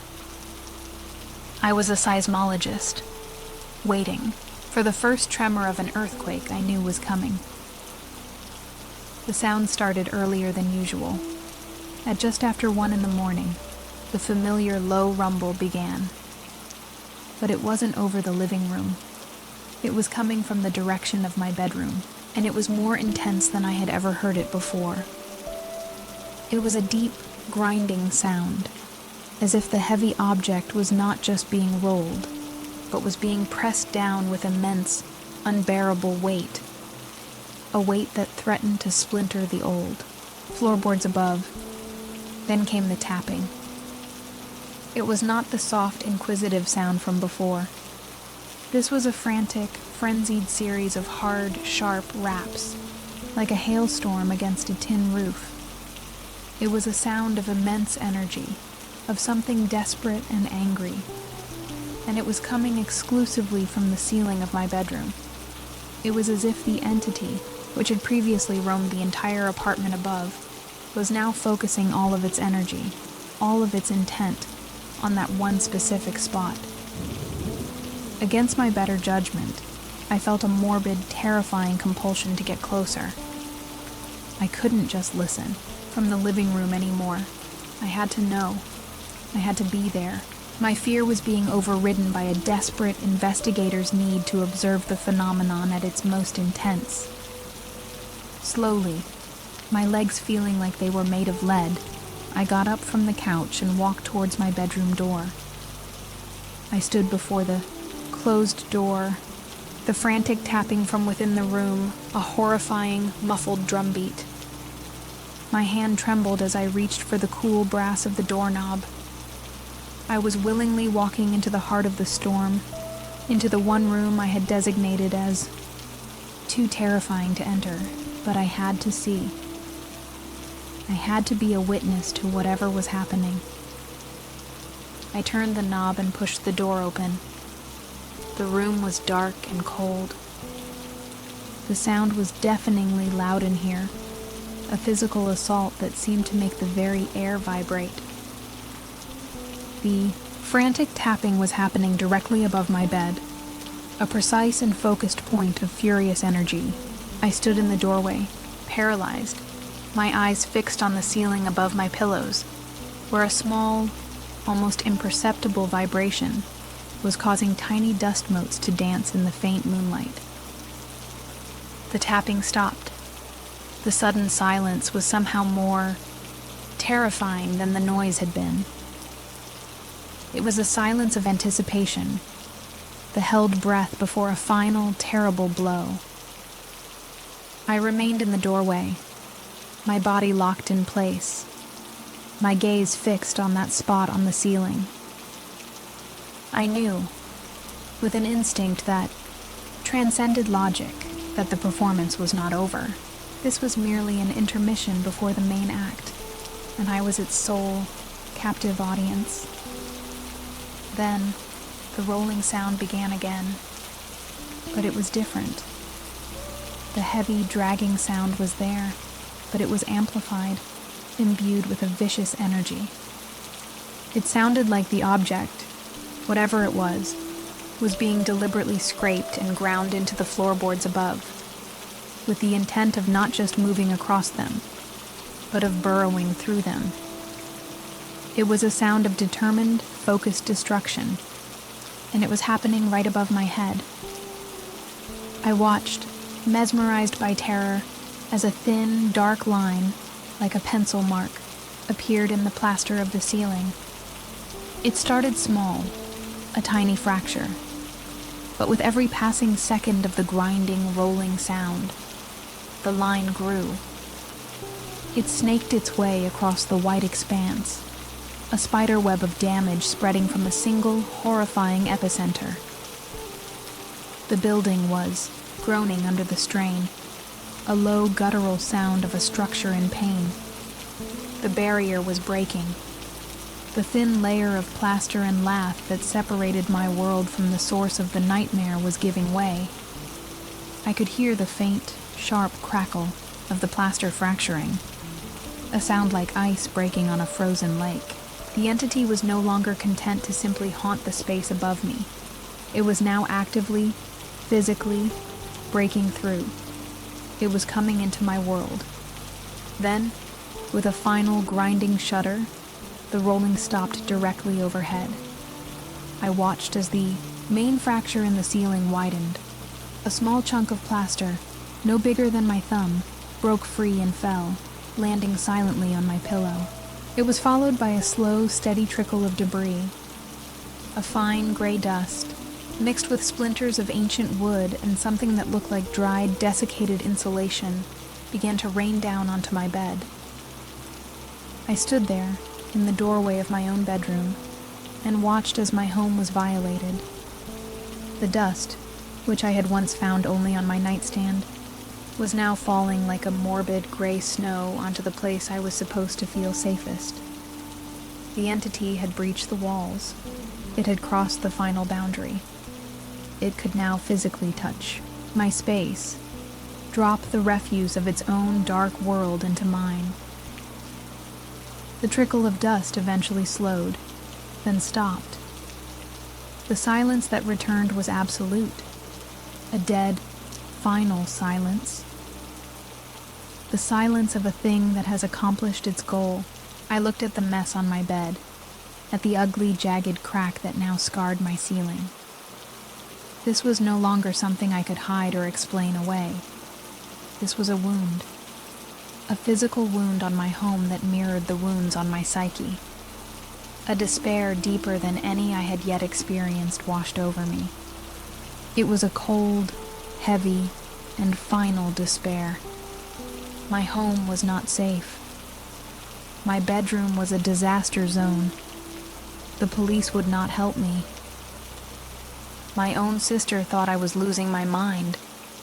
The entity was real. It was powerful.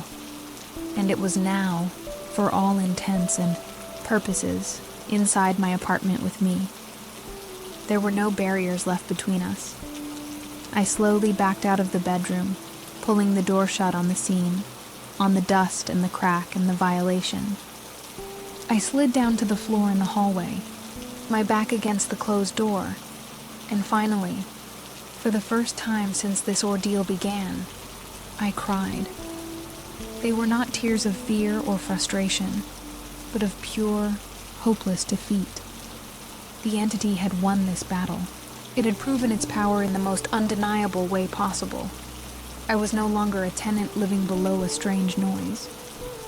I was a person living directly beneath a malevolent force that was actively trying to break through the floor to get to me.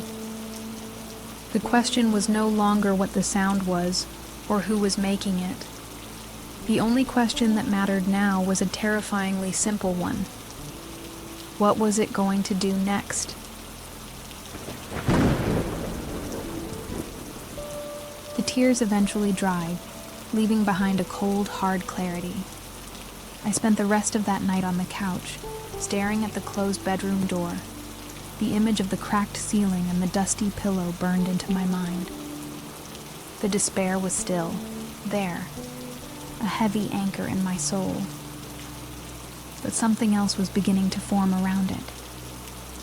A sharp, jagged, and dangerous resolve. The entity had breached my home. It had crossed a line. And in doing so, it had pushed me across one of my own. The morning. Light felt different. It didn't bring relief, only a stark, harsh illumination of my new reality. I walked back into my bedroom and looked at the damage. The crack was still there, an ugly gray scar across the white plaster. The dust on my bed was a tangible piece of evidence from an impossible crime scene. I knew then that I could no longer be a passive victim. I could not wait for the next attack. The time for waiting, for hoping someone else would solve my problem, was over. My fear, which had been a paralyzing force, transformed into a kind of fuel. It was an obsessive, all-consuming need for answers. If the police wouldn't investigate, if my family wouldn't believe me, if the building manager was useless, then I would have to become the investigator myself. I had to know what was in that room. I had to see the source of the scratches. I had to understand what was happening in the space above my head, even if the knowledge destroyed me. The idea was insane. A complete departure from the law-abiding, quiet person I had always been. I was going to break into my neighbor's apartment. The thought itself was a trespass, a violation of the very rules of society I had always clung to. But the entity in 7A had been trespassing on my life, on my sanity, on my home, for weeks. My own crime felt like a justified, necessary response. It was an act of self-defense. My mind, once consumed with fear, was now entirely focused on logistics. How could I get in? A key was the obvious answer. Mr. Henderson had one, but he would never give it to me. The police were out. That left only one option. I would have to acquire a key myself, or find another way to bypass the lock. The quiet graphic designer was now casing her own apartment building, her mind a swirl of criminal possibilities. I started by observing Mr. Henderson. I would loiter in the lobby, pretending to check my mail, watching him as he went about his daily tasks. I noted where he kept his massive ring of keys, on a large, worn leather belt loop, always attached. Getting them from him directly was impossible, but I noticed he sometimes left his office door unlocked when he went to deal with a minor issue on another floor. My plan began to form. It was a terrifying, high-stakes gamble. I spent 2 days watching his routine, my heart pounding every time I saw him leave his basement office. I needed to time it perfectly. I needed just a few minutes. Alone with the keyboard in his office, a large, dusty piece of pegboard where he hung the spare keys for every unit in the building. Each key was on a hook, labeled with the apartment number in his spidery, faded handwriting. On the third day, my opportunity came. I saw him emerge from the basement, grumbling about a leaky faucet in 3B, and head towards the elevator without, locking his office door behind him. My moment was now, my hands shaking, my breath held tight in my chest. I slipped down the stairs into the basement. The hallway was empty. The door to his office was slightly ajar. I pushed it open and slipped inside. The office was a cluttered, dusty time capsule. The keyboard was on the wall right in front of me. My eyes scanned the rows of keys, my heart hammering. 2A, 2B, 3A. I found the hook labeled 7A, but there was no key hanging there. The hook was empty. A wave of crushing disappointment washed over me, of course. It was the one key he would keep on his person, the key to the vacant, problematic unit. But then I saw it. Tucked behind the board, lying on the small wooden ledge, was a single, old-fashioned brass key with a small, tarnished metal tag. The tag was stamped with the number 7A. It was an older key, probably the original one, which he had likely replaced with a newer one on his main ring. It had been forgotten. Without a second thought, I snatched the key, my fingers closing around the cool metal. I had it. I slipped out of the office as silently as I had entered, my heart threatening to beat its way out of my chest. The key felt like a burning coal in my pocket. I had crossed a line. I was no longer just a tenant. I was a thief, a conspirator in my own investigation. I took the stairs back up to the 6th floor, 2 at a time. my mind a chaotic swirl of fear and exhilaration. I had the key. I now had the means to confront the mystery on my own terms. Back inside my apartment, I placed the old brass key on my kitchen counter. It looked ancient, a relic from another time. It was a physical key to a place that held an impossible auditory secret. I stared at it for a long time.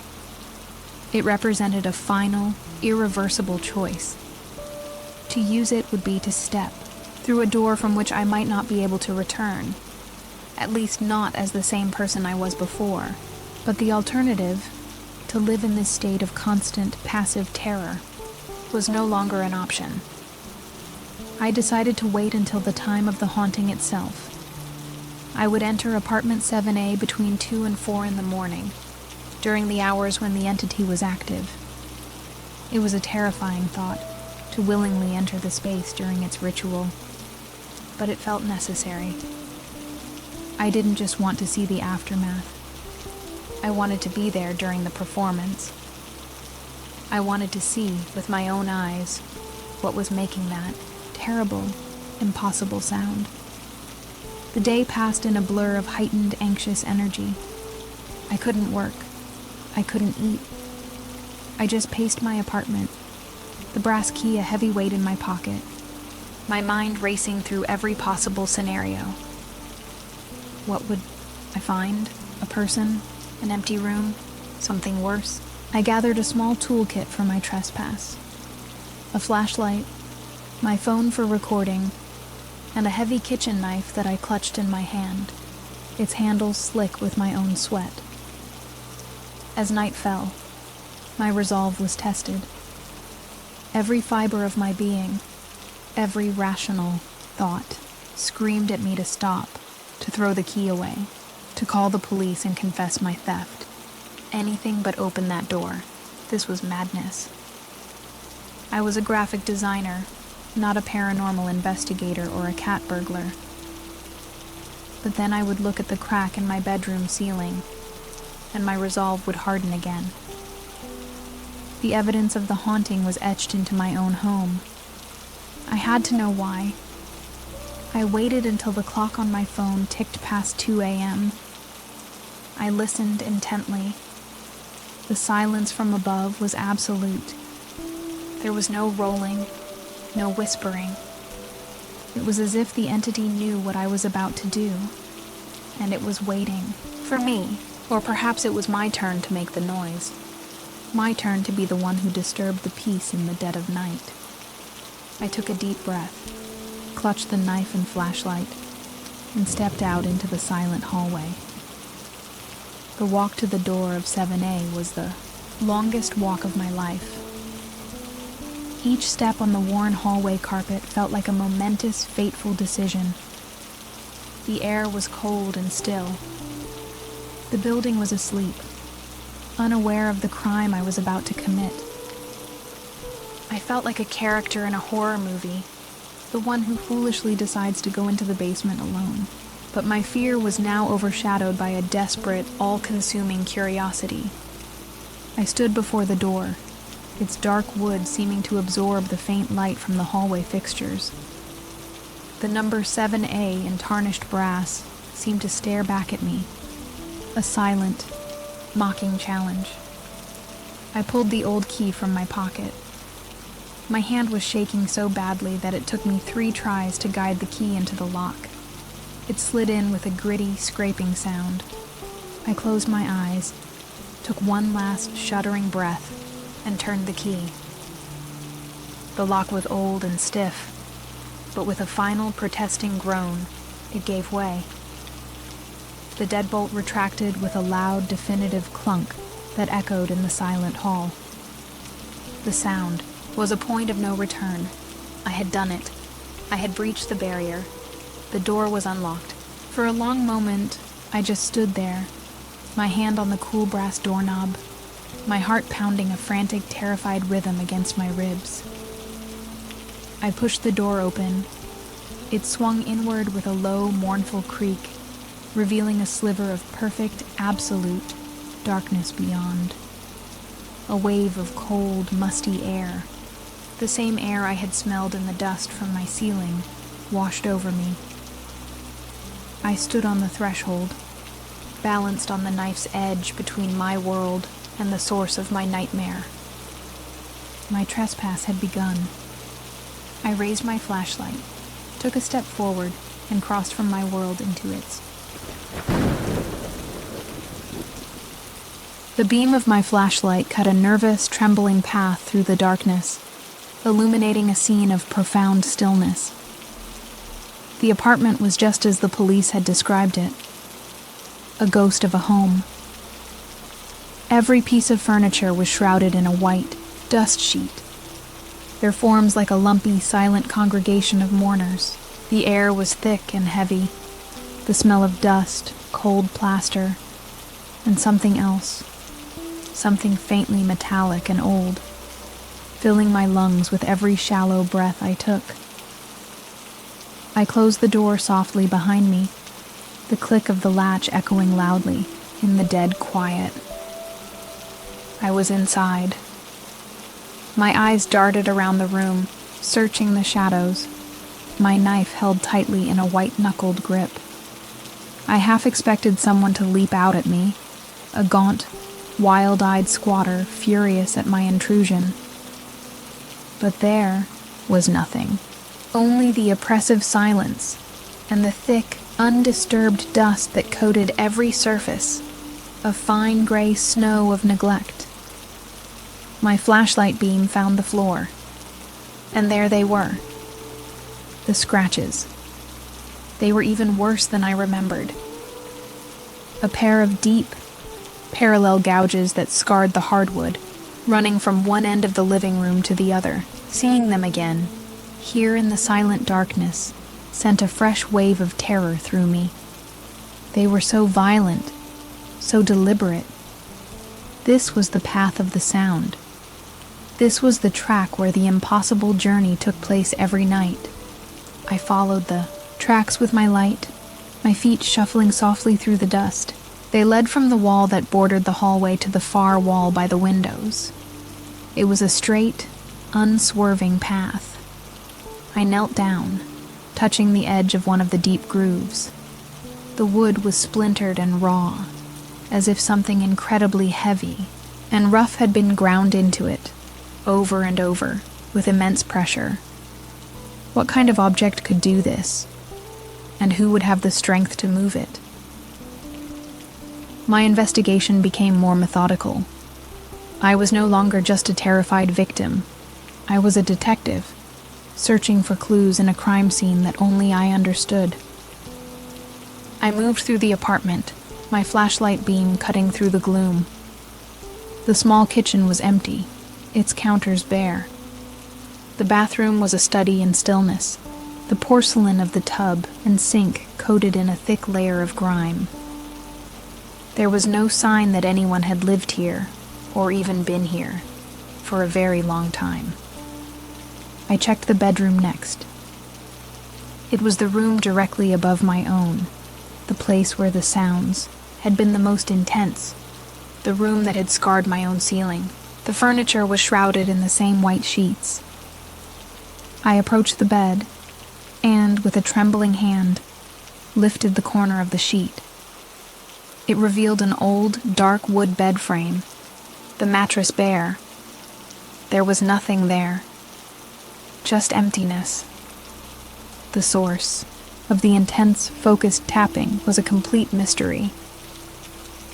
Disappointment began to creep in, mingled with a growing sense of dread. If there was no one here, no object, no explanation, then what was I left with? The terrifying conclusion that I was, in fact, losing my mind, that my brain was creating this entire elaborate horror for reasons I couldn't comprehend.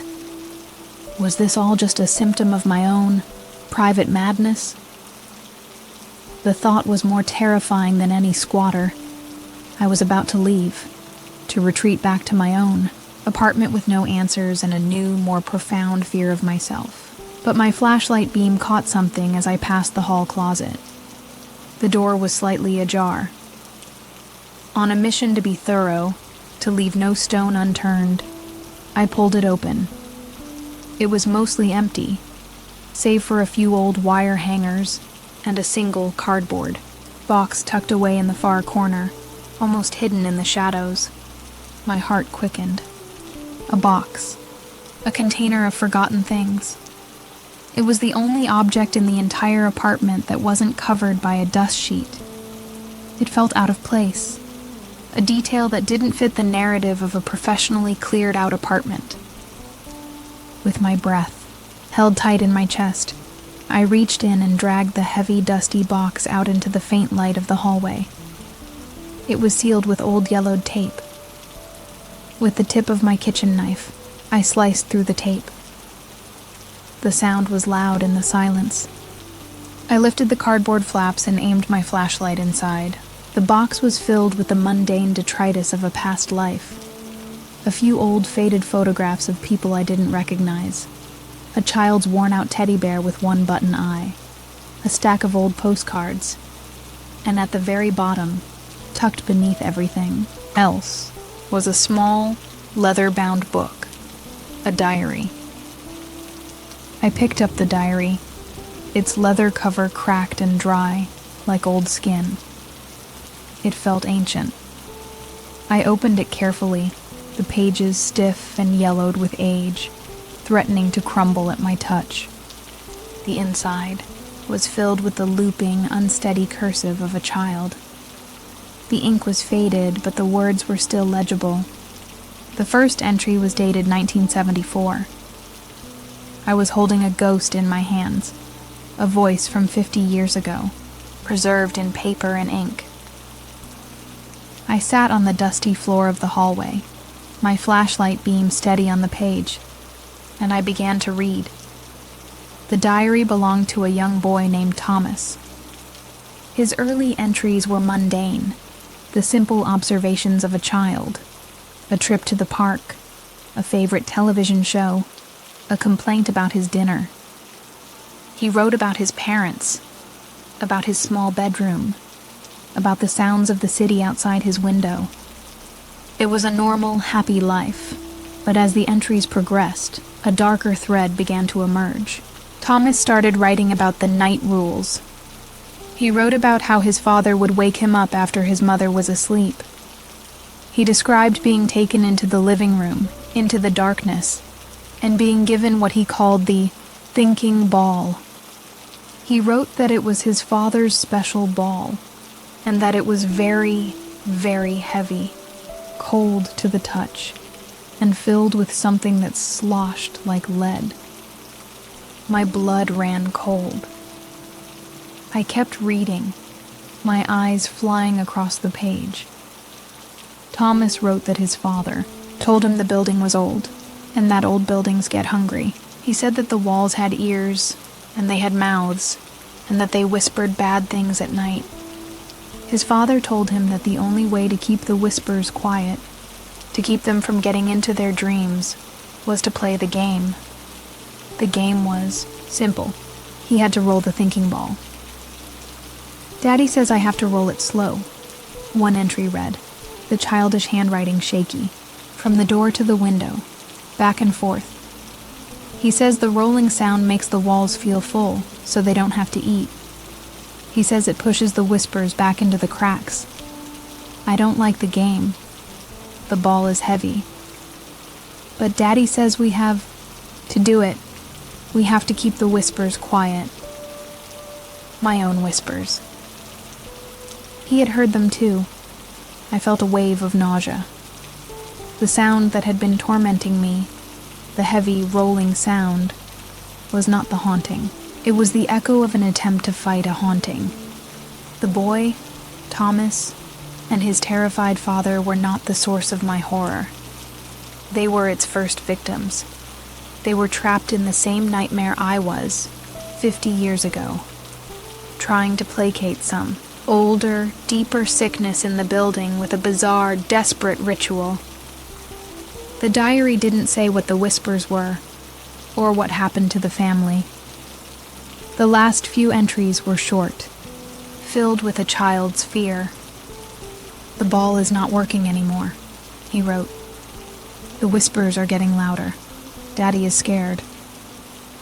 The final entry was just 2 words, written in a frantic, messy scrawl.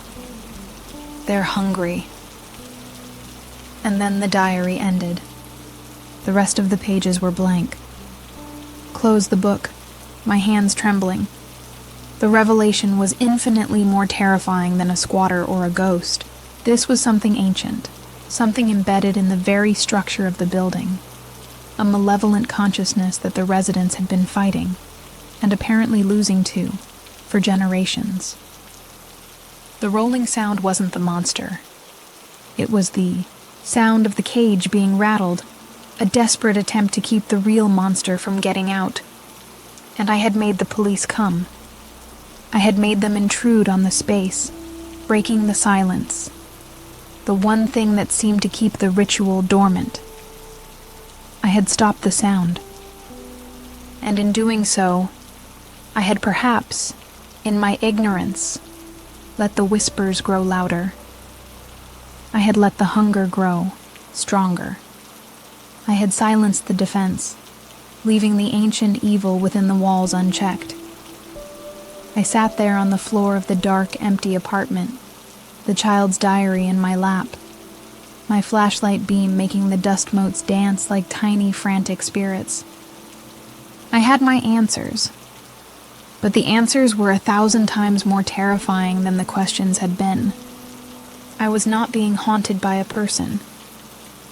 I was living on top of a place where something was being contained. And just as this horrifying new reality settled upon me, I heard a sound. But it wasn't coming from 7A. It was coming from below me, from my own apartment. The rolling had begun. For a second, my brain refused to process the sound. It was an auditory impossibility. I was in apartment 7A, the source of the noise. The heavy, dragging, rolling sound could not be happening in my own apartment below me. It was a violation of the fundamental rules of my nightmare. The haunting had a place, a home. It was here, but my ears were not lying. The sound was coming from beneath my feet. The echo had found a new source. Panic, pure and absolute, seized me. I scrambled to my feet, the diary falling from my lap onto the dusty floor. I was trapped. I was in the monster's den, and the monster was now in my home. The roles had been reversed.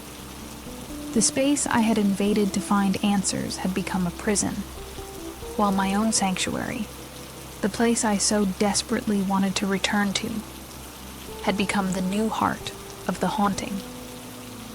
The entity was not tied to this apartment. It was tied to me.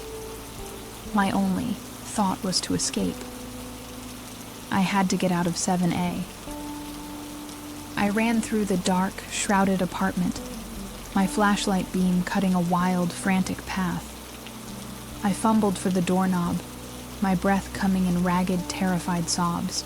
The rolling sound from below continued its slow, deliberate journey, a mocking, possessive sound that was now claiming my own space.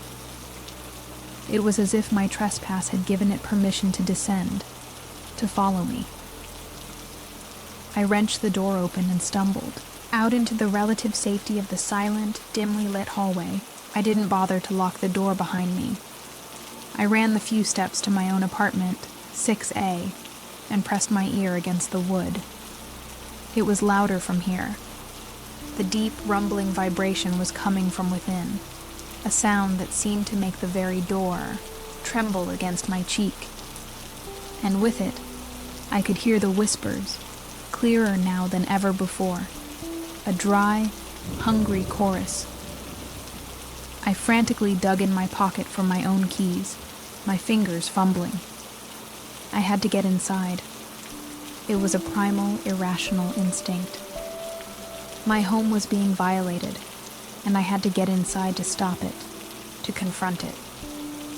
But as I slid my key into the lock, it wouldn't turn. I tried again, jiggling it, pushing it. The lock was jammed, or it was being held. From the inside, the deadbolt slid into place with a loud, definitive thud. I was locked out of my own apartment. I stared at my door in horror. I was trapped in the hallway, a refugee between two haunted spaces. The entity was in my home, with my things, in my space, and it had locked me out. The rolling sound stopped, and in the silence that followed, a new sound began. A soft, rhythmic tapping. It wasn't coming from the ceiling anymore. It was coming from the other side of my front door, a gentle, inquisitive tap, tap, tap against the wood just inches from my face. It knew I was there. It had followed me, locked me out, and was now acknowledging my presence. The sheer, terrifying intelligence of it, the playful cat-and-mouse cruelty, was more than my mind could bear. I screamed, a raw, ragged, tearing sound that was swallowed by the thick, silent walls of the Blackwood Arms. I backed away from the door, my eyes wide with terror. The tapping stopped. And then the whispers started again, not from inside the apartment, but from all around me.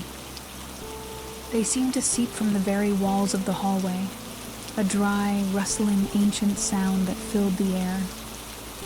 They were the hungry whispers Thomas had written about in his diary, and they had finally come out of the walls.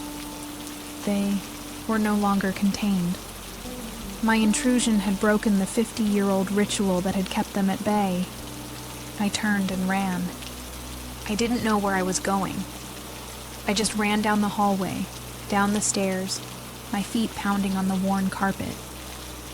I ran past the other apartments, the homes of normal people who were sleeping, blissfully unaware of the ancient hunger that lived within their building. I ran from the whispers, from the tapping on the door, from the horrifying knowledge of what I had unleashed.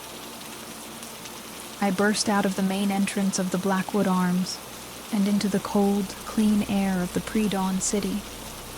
I didn't stop running until the building was just a dark silhouette behind me. I didn't have my phone, my wallet, my keys, nothing. I had only the clothes on my back and the horrifying, unshakable knowledge of what lived in that building. I had trespassed, and in doing so, I had set the hunger free from its prison. I never went back. I ended up at an all-night diner, a shivering, hysterical mess. I borrowed the phone and called my sister. This time, there was no doubt in her voice. The raw animal terror in my own was enough to convince her that something truly terrible had happened. She drove for 2 hours in the middle of the night to come and get me, finding me huddled in a booth, wrapped in a borrowed blanket from the diner's owner. I had left everything behind. We broke my lease.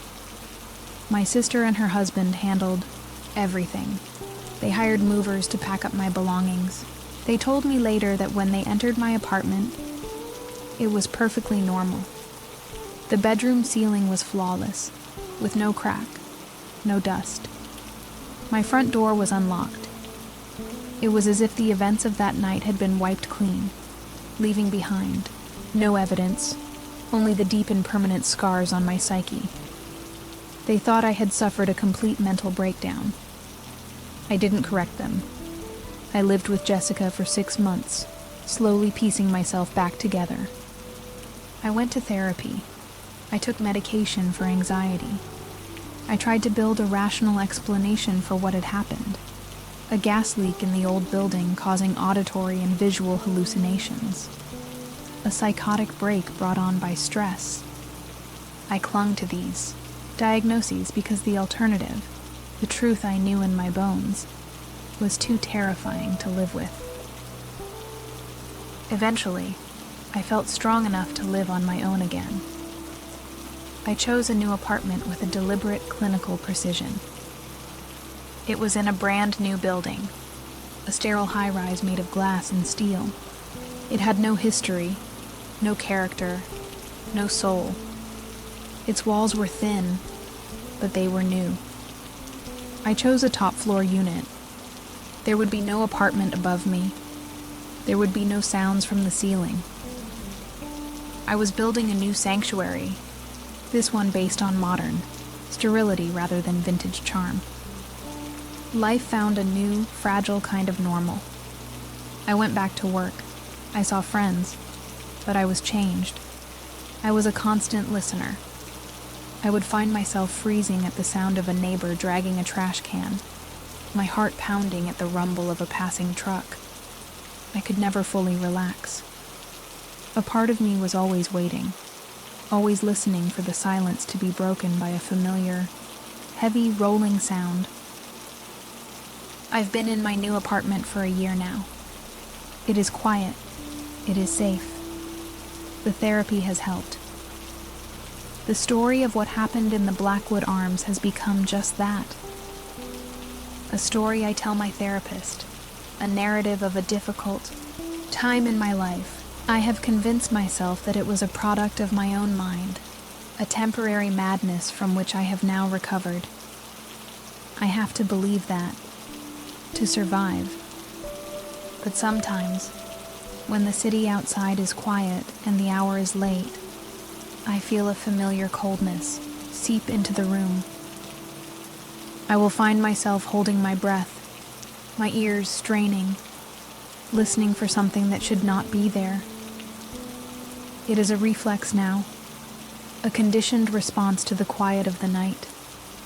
A part of me, a deep and terrified part, is still waiting for the other shoe to drop, for the echo to find me again. Last night, I was working late. The building was silent, the city a distant hum, and I heard a sound.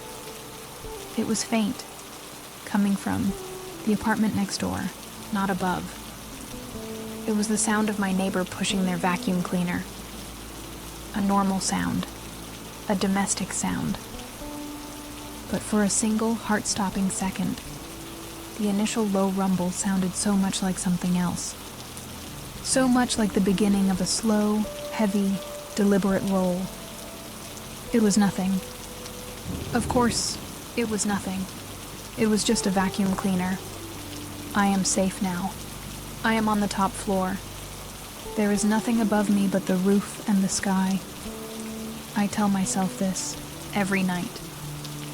I repeat it like a mantra, a prayer to the gods of logic and reason. But the fear is a permanent resident now. The diary, which the movers had packed with my books, sits on my new shelf, a silent, leather-bound reminder. And even now, as I write this, in my new, safe, modern apartment, I find myself pausing. I find myself listening.